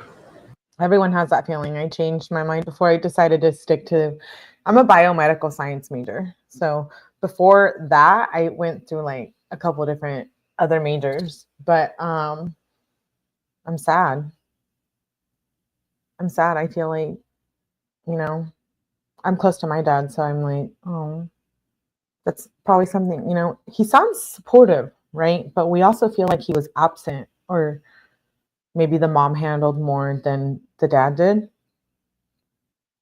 We all have so many questions. And it's been, her conviction is being overturned. She got 15 years to life. We're going to see a new trial in 2025. We'll be reading the appeal tomorrow. We talked about it last night. It's wild. To get a conviction overturned like that in the true crime world is major. It's major, which is why we're watching it here. Oh, oh, I love you guys. Who do I sound like? Jamie? Do I sound like Jamie? Bring your blankie. Can you cuddle? Can you all cuddle like a real family? Do you remember telling her, you know, let's call the school back, get reinstated, You're gonna cuddle. something along those lines? Love each other. I think I said, let's call your mother. I'm just being a I'm sorry. I think I said, let's call your mother. Okay, and why did you say that? Brenda was better at things like that than me. Okay. And do you mean by dealing with Sydney or the college or both? Probably both.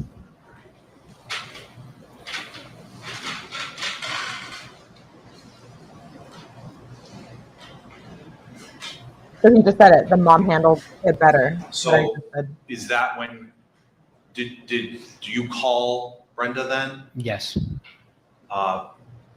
We already heard she was at work at Akron Children's, correct? Correct. Act like you're gonna sneak up in. Did you here. ask her, hey, you know, there's something going on with Sydney and at the college? Detention. Did you ask her to come home? She said she would come home. She said she's going to talk to Jill and she'll come home. did you stay at home? I'm sorry, do you need a minute? No, go ahead. Oh my Take God. your time, sir. Okay. Did you stay at home until Brenda got there, or did you leave before she got home? I left before she got there. Oh no. I don't want to cry.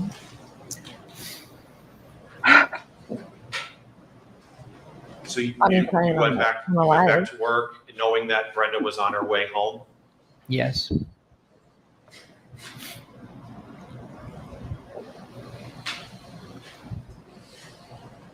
I laugh sometimes when I want to cry. So they're being inconsiderate. Did you, Natural reaction. after you left, did you Mhm. share any text messages with Brenda about what was going on with the school and everything? I don't recall the timing of anything like that. Okay. I'm sad.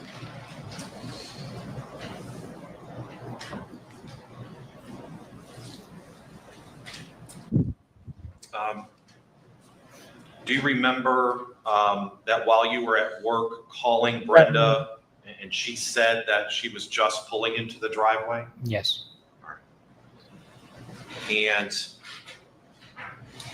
do you recall at around 12:36 that you got a text from Brenda saying that she is waiting for the Mount Union Student Affairs to call her back? Yes. And that she texted that she wanted to know how much was the check that Mount Union is returning. Does that ring a bell? That does. And do you recall around 12:37 that you texted Brenda to check on the scholarship to make sure Sydney didn't lose it? Yes.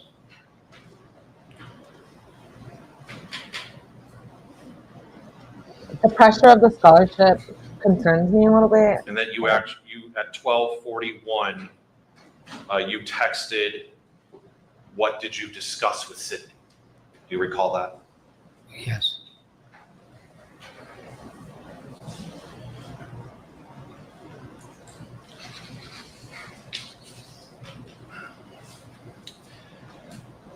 Was it Sir, that serious? and I know this is hard, and I'm sorry you're in this position to have to answer these questions.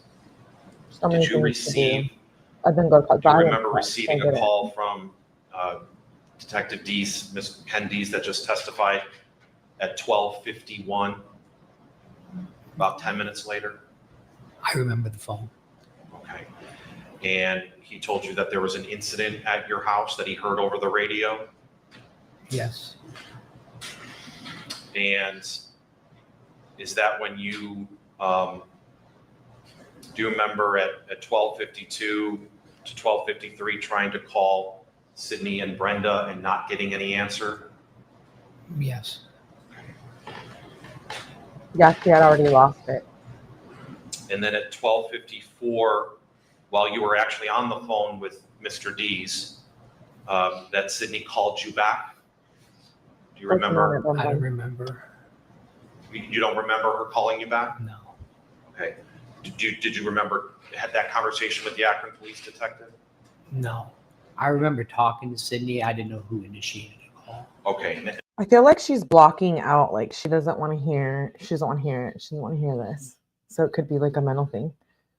Yes, Bun, like I said, I'm working on that. Was the mother a control freak? I get those vibes. I do. Not the mother in general, but I feel like they were, I mentioned this in the live last night. Like, I feel like the academic pressure was like a real thing in their family.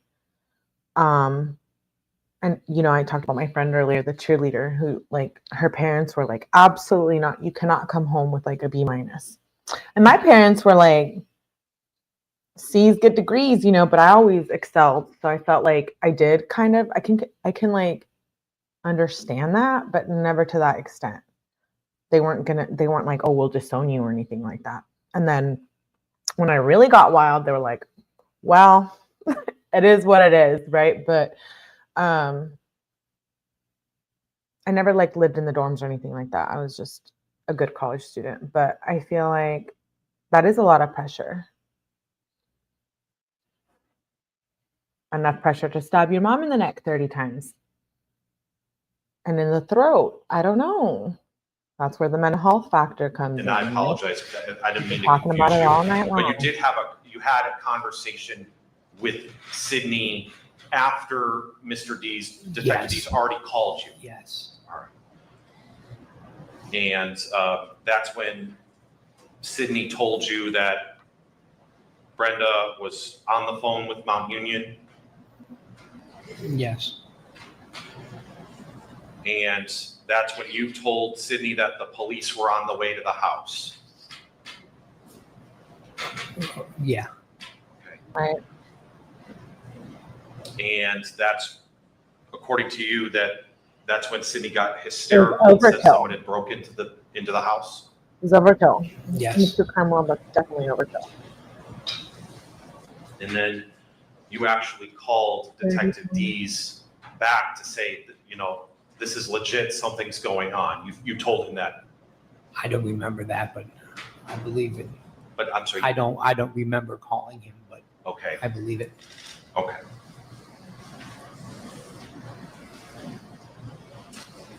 You're right, ATS.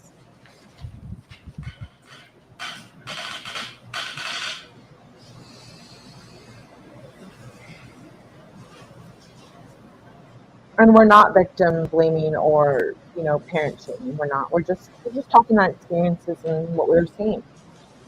At the end of the day, we can't judge. Only God can judge.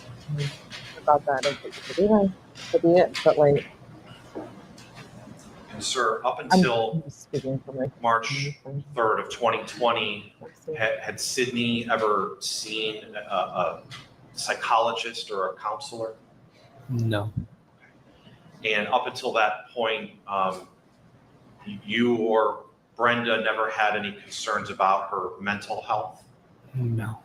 I question that. Personally. I question that. A lot of cultures and like back in the 90s, like people wouldn't want to talk about mental health. A lot of culture don't believe in it. Some parents ignore it. Sometimes it's shoved under the rug. It's like, it's an uncomfortable thing to talk about. And I think until you really like live it or experience it, or you go through something, like then you're open to talk about it. I'm very comfortable.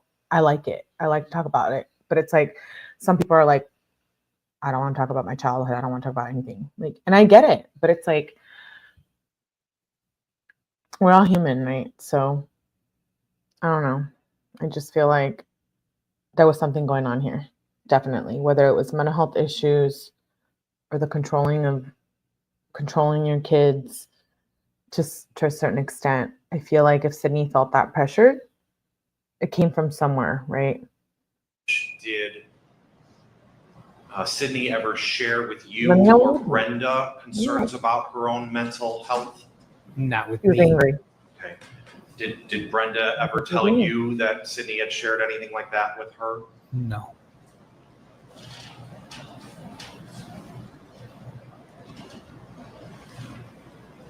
You're right, yeah. And being open-minded and accepting of it, right? So many relationships have experienced something and it's like weird to talk about. Uncomfortable. I like the uncomfortable conversations. I don't know. You're thinking on me. It's me, not you. Are we breaking up? Just kidding. I'm just being a smart Sir, ass. thank you. I have no more questions for you at this time. Thank you.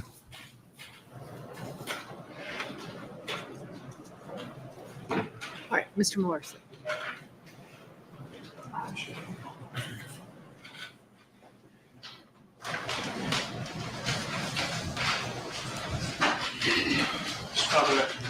Good afternoon.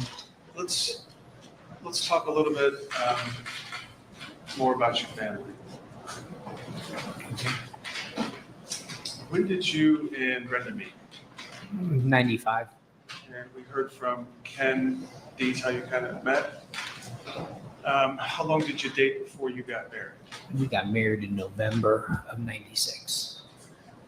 And was Brenda working at Akron Children's Hospital at that time? She was. That is broken. And I agree. when was Sydney born? You remember Sydney's birthday? How do you feel from that? 3/21/2000. You can. No, thanks. And you have a younger son, Andrew.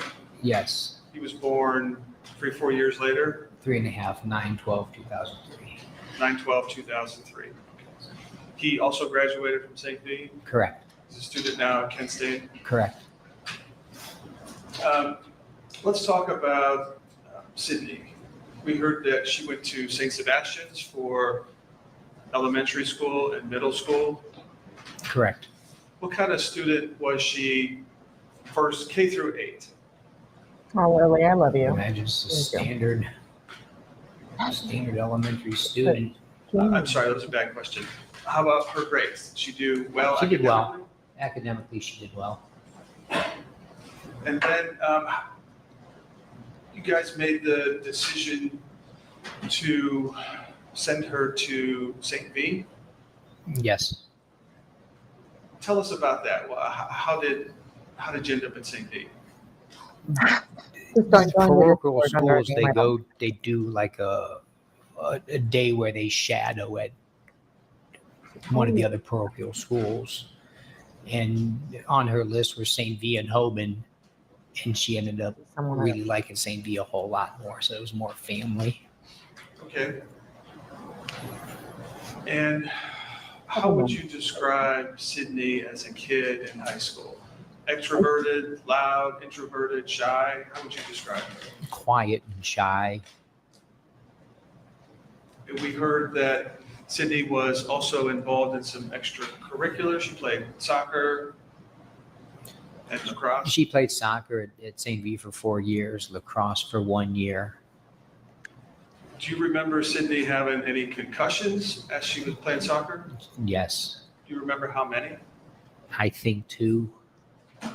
For any of those, if you remember, did Sydney go to the hospital I for any think help? she did.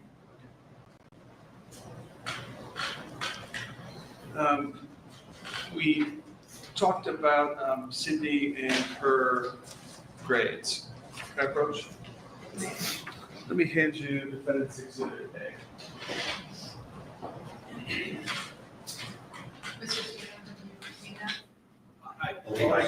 Imagine your daughter just analyze your life and then you're in the courtroom fighting against your All daughter. right. You love.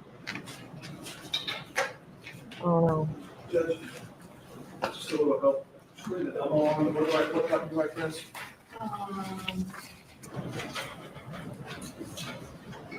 Switch. Yeah. Just. There.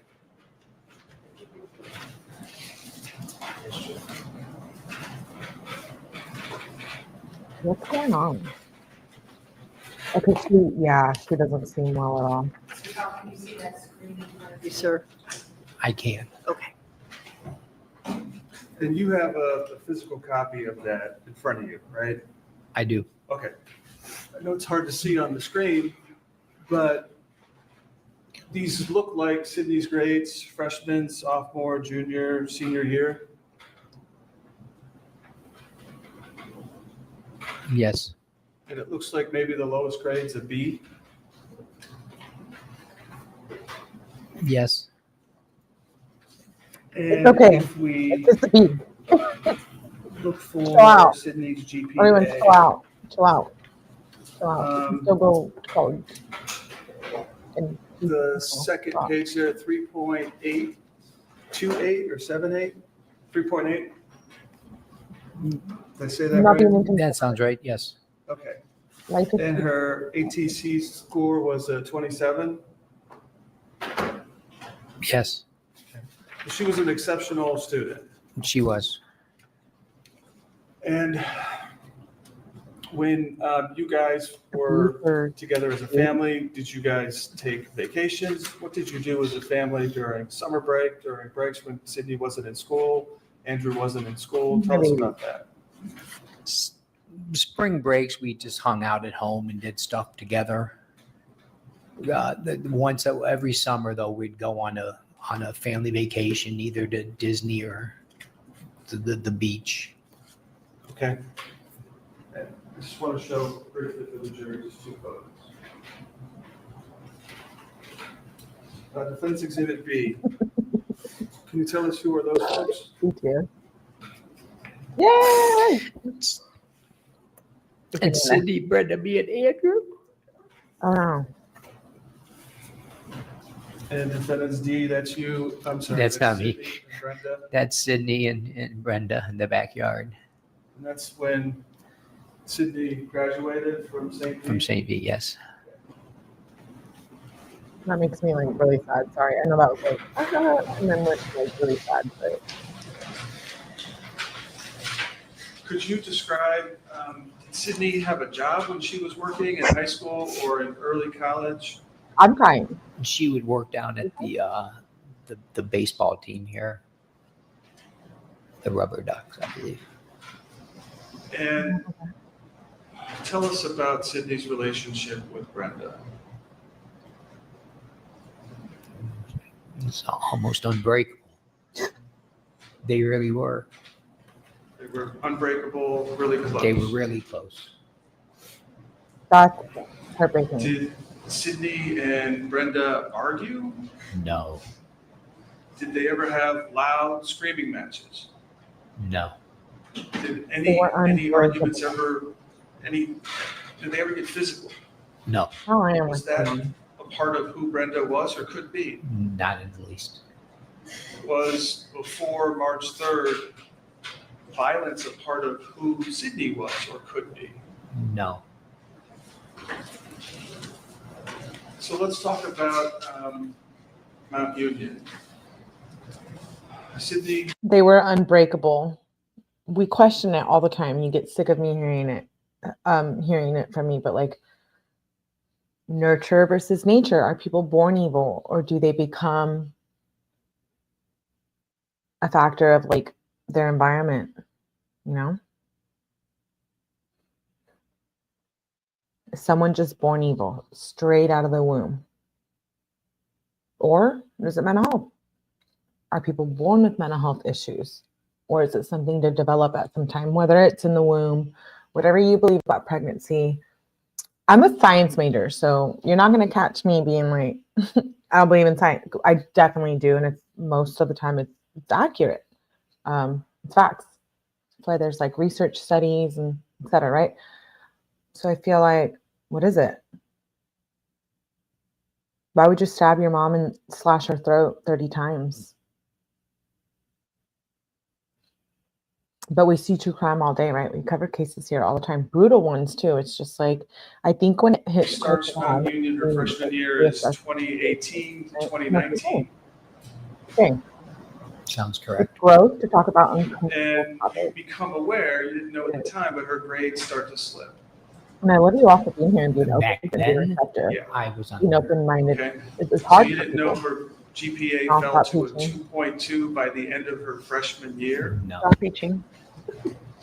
And you didn't know that Sydney was on academic probation at Mount Union by the time she started her second semester, No, I did her not. second year, I apologize.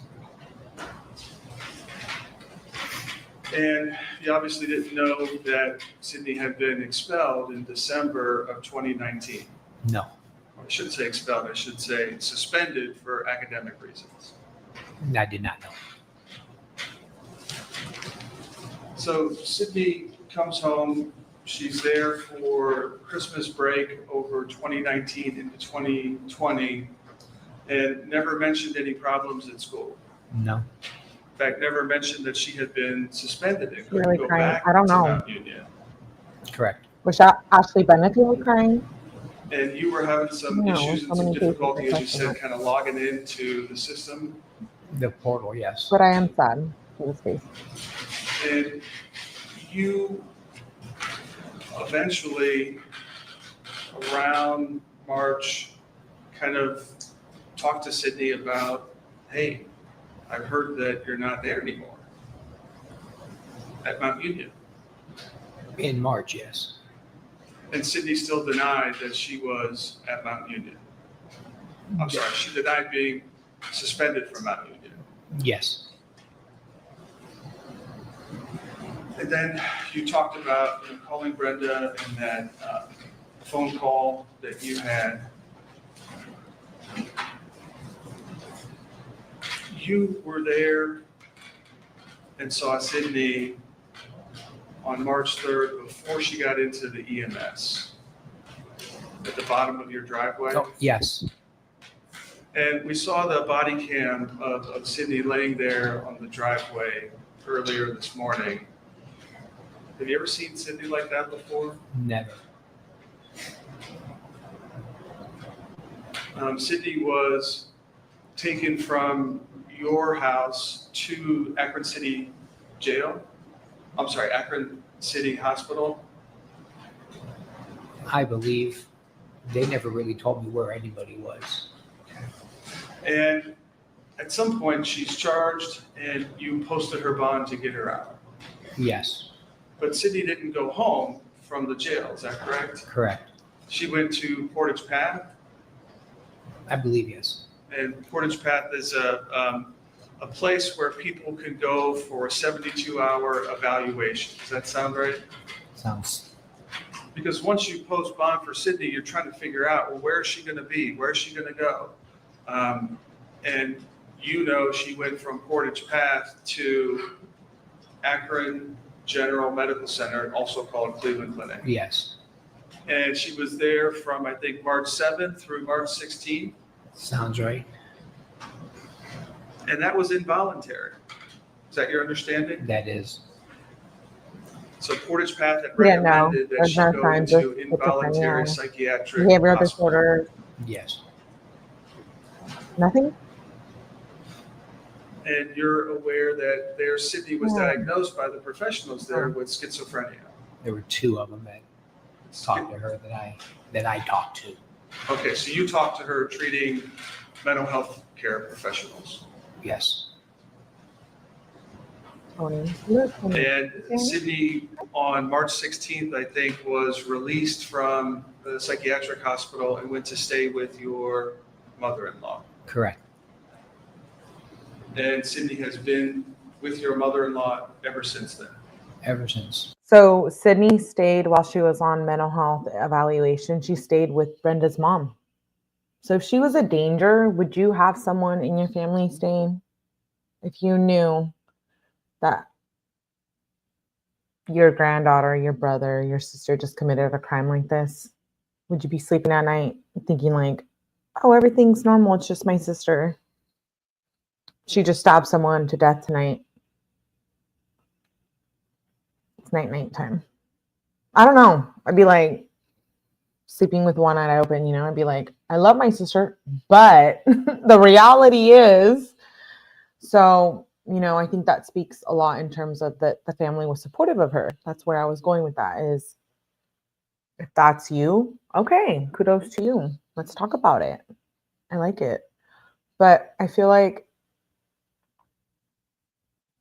everyone would act differently, right?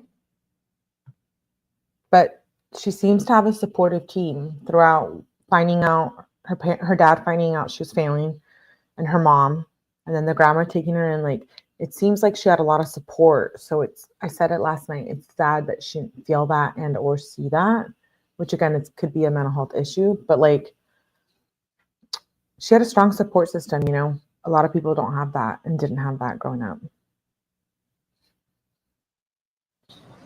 And you're aware that Sydney had to go to university hospitals in the summer of 2020. Yes. Can you tell the jury, why did she go to university hospitals? It was a second opinion for, I guess, at one of the other hospitals. They noticed something on one of her, I'm going to call it a head scan. Like an MRI? I don't know what it's called. Oh, Yeah. glitter. I just fired. I wanted a second opinion. The doctor recommended a second opinion. So the other one that was on my insurance at that time was at university hospitals. Okay, so you're obviously trying to figure out what's going on with my daughter, Yes. right?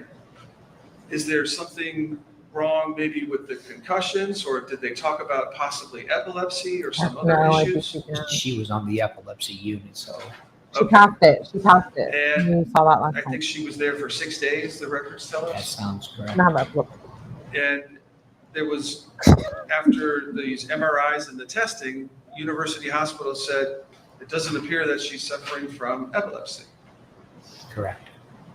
And the only diagnosis left to explain her condition was schizophrenia. Just kidding. I did go back to play. Yes.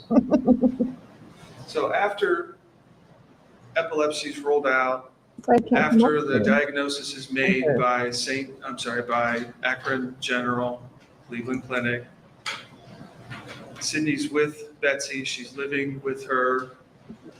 She starts to see a psychiatrist. Yes. Do you remember that guy's name? I think it was SmartNick. Anthony Smartnick, yes. with. And Again, you're Attention. involved in kind of what's going on with Sydney, making sure she's being okay, making sure she's and hugs and properly kisses. diagnosed and treated. Absolutely. And you're aware Dr. Smartnick independently diagnosed Sydney with schizophrenia Yes. and also PTSD, post-traumatic stress disorder. Correct. And you're aware that Dr. Smartnick prescribed some medication for Sydney. Yes. Can you tell the jury at first, how did that go with Sydney and the medication? I didn't understand. Yeah, it's a bad question, sorry. Was she responding immediately with medication? Was it figured out? Was it kind of trial and error? It was a little bit of trial and error. Okay, so trial and error means they would try different dosages, maybe different types of medication to treat her mental illness? Yes. Okay. And after a while, it kind of, you saw some stabilization? Yes. Were there times during the last 3.5 years where there were breakthrough symptoms, like Sydney was starting to hear voices again, We talked or about starting that. to feel really anxious? That's what she reported to her therapist. Okay, Then her therapist worked with SmartNick and they tweaked something. okay. When you say they tweaked something, you mean they changed your I medication? think they gave her like an extra half a dose of something. Okay. And if you know, did that seem to help? Appears to, yes. Okay. And you mentioned counseling. Sydney was seeing initially I have something to say about that after. Deborah, is it Saley? Saley? Yeah, that's pronounced right.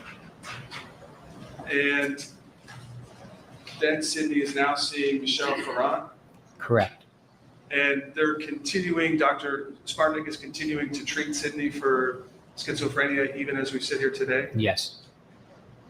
So Wow. we had known that this trial was coming up for some period of time.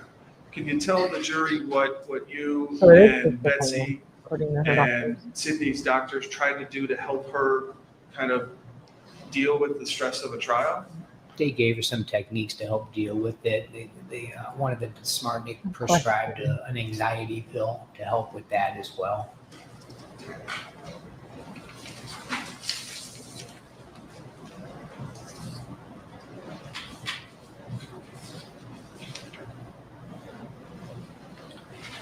So you probably know Brenda and Sydney better than anybody on the planet. I would think so. You know what type of person Brenda was and type of person Sydney is. Do you believe for a second that Sydney would kill her mother because of an argument? No. And we heard that last night, right? It's about the end of it. Her dad claims that they wouldn't argue or anything. So according to her dad, there was never any signs of mental health, allegedly. So she was just born with schizophrenia. So it's like a deeper topic, right? Well, we're going to talk about genetics and science. And so I feel like, was she born schizophrenic? So are people born evil? Now we're taking in consideration that people can be born with mental health issues. I don't believe that. I don't. As a it's a science major. I do feel like it's the environment. I don't think people come out of the womb in the hospital, out of their mother, and they're evil. I don't believe it. Maybe, depending if maybe the mother was a drug user, or it could have something to do with that, right? So I guess we can consider it then, but I do think that environmental factors, childhood, I think is major. I know we don't like to talk about it. It's uncomfortable. But I think childhood plays a big factor into people and who they become. And that's just my opinion. I'm not a professional, but I am a science major. So I very much believe in that aspect of it. And I've also experienced it. So I'm not just coming up here talking some shit. I have experienced the mental health side of it. I have gone through things in my life you probably wouldn't believe.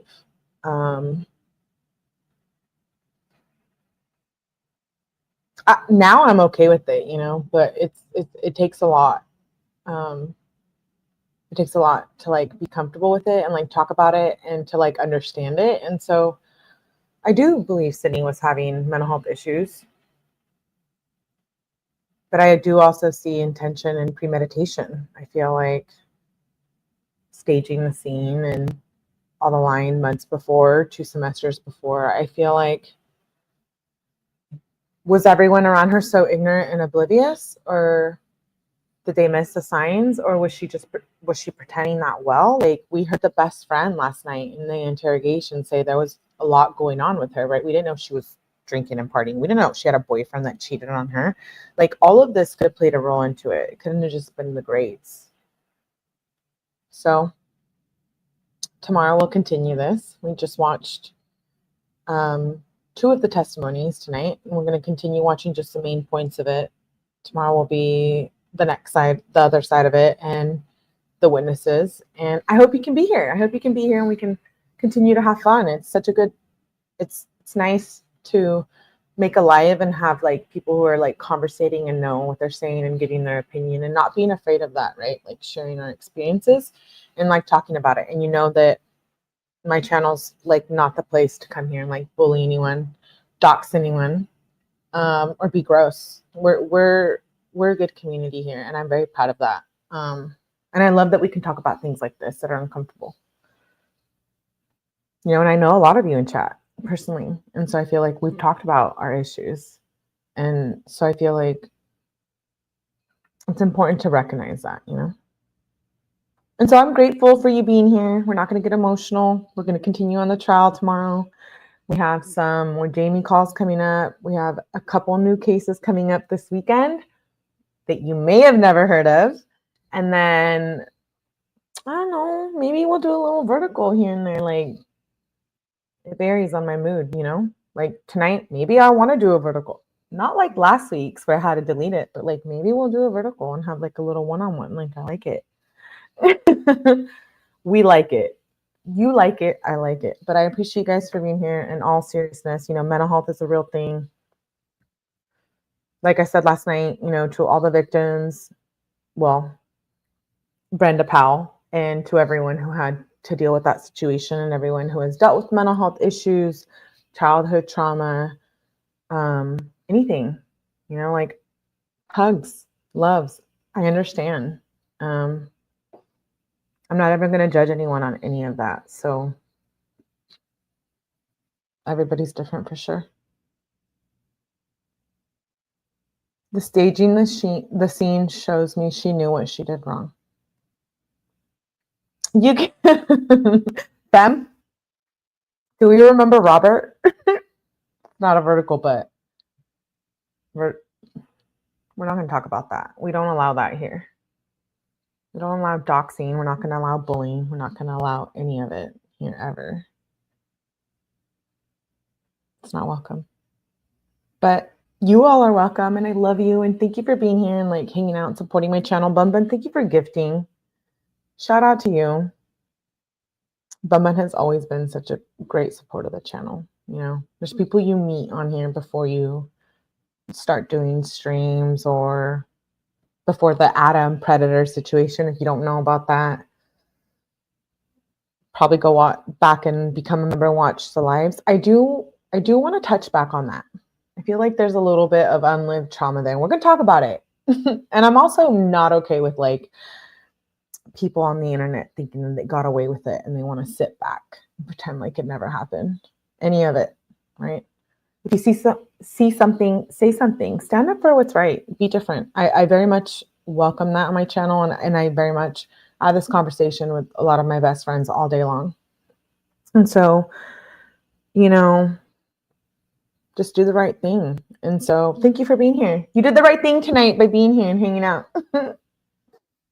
You're like, please don't do any verticals, Melly. My mods are like, please no. But anyways, I love you. Thank you for being here. Tomorrow we will continue prosecution and a witness, and I have live set for the rest of the week. So I hope to see you there. Thank you. Thank you. Hugs, loves, daddy-os, mommies, binkies, no binkies, no vertical. Someone's like, damn it. I don't know. I kind of love it. I do. Say something, do something. And like with that, I want to say, like, if you're enabling people on the internet, or if you supported someone on the internet that was a predator, like, I'm like taking notes, like sticky note. Don't think you got away with it. Catch me on a vertical one of these nights. We're going to call all the bullies out, all the predators out. Call me out. I call myself out. We're not going to get into it tonight. I love you. I appreciate you. We're here for true crime. Become a member if you want to get into the members only verticals. Thank you for supporting my channel. I will see you tomorrow night to continue the Sidney Powell case. Stay blessed, stay positive, and do the right thing. And I'll see you guys tomorrow. Bye.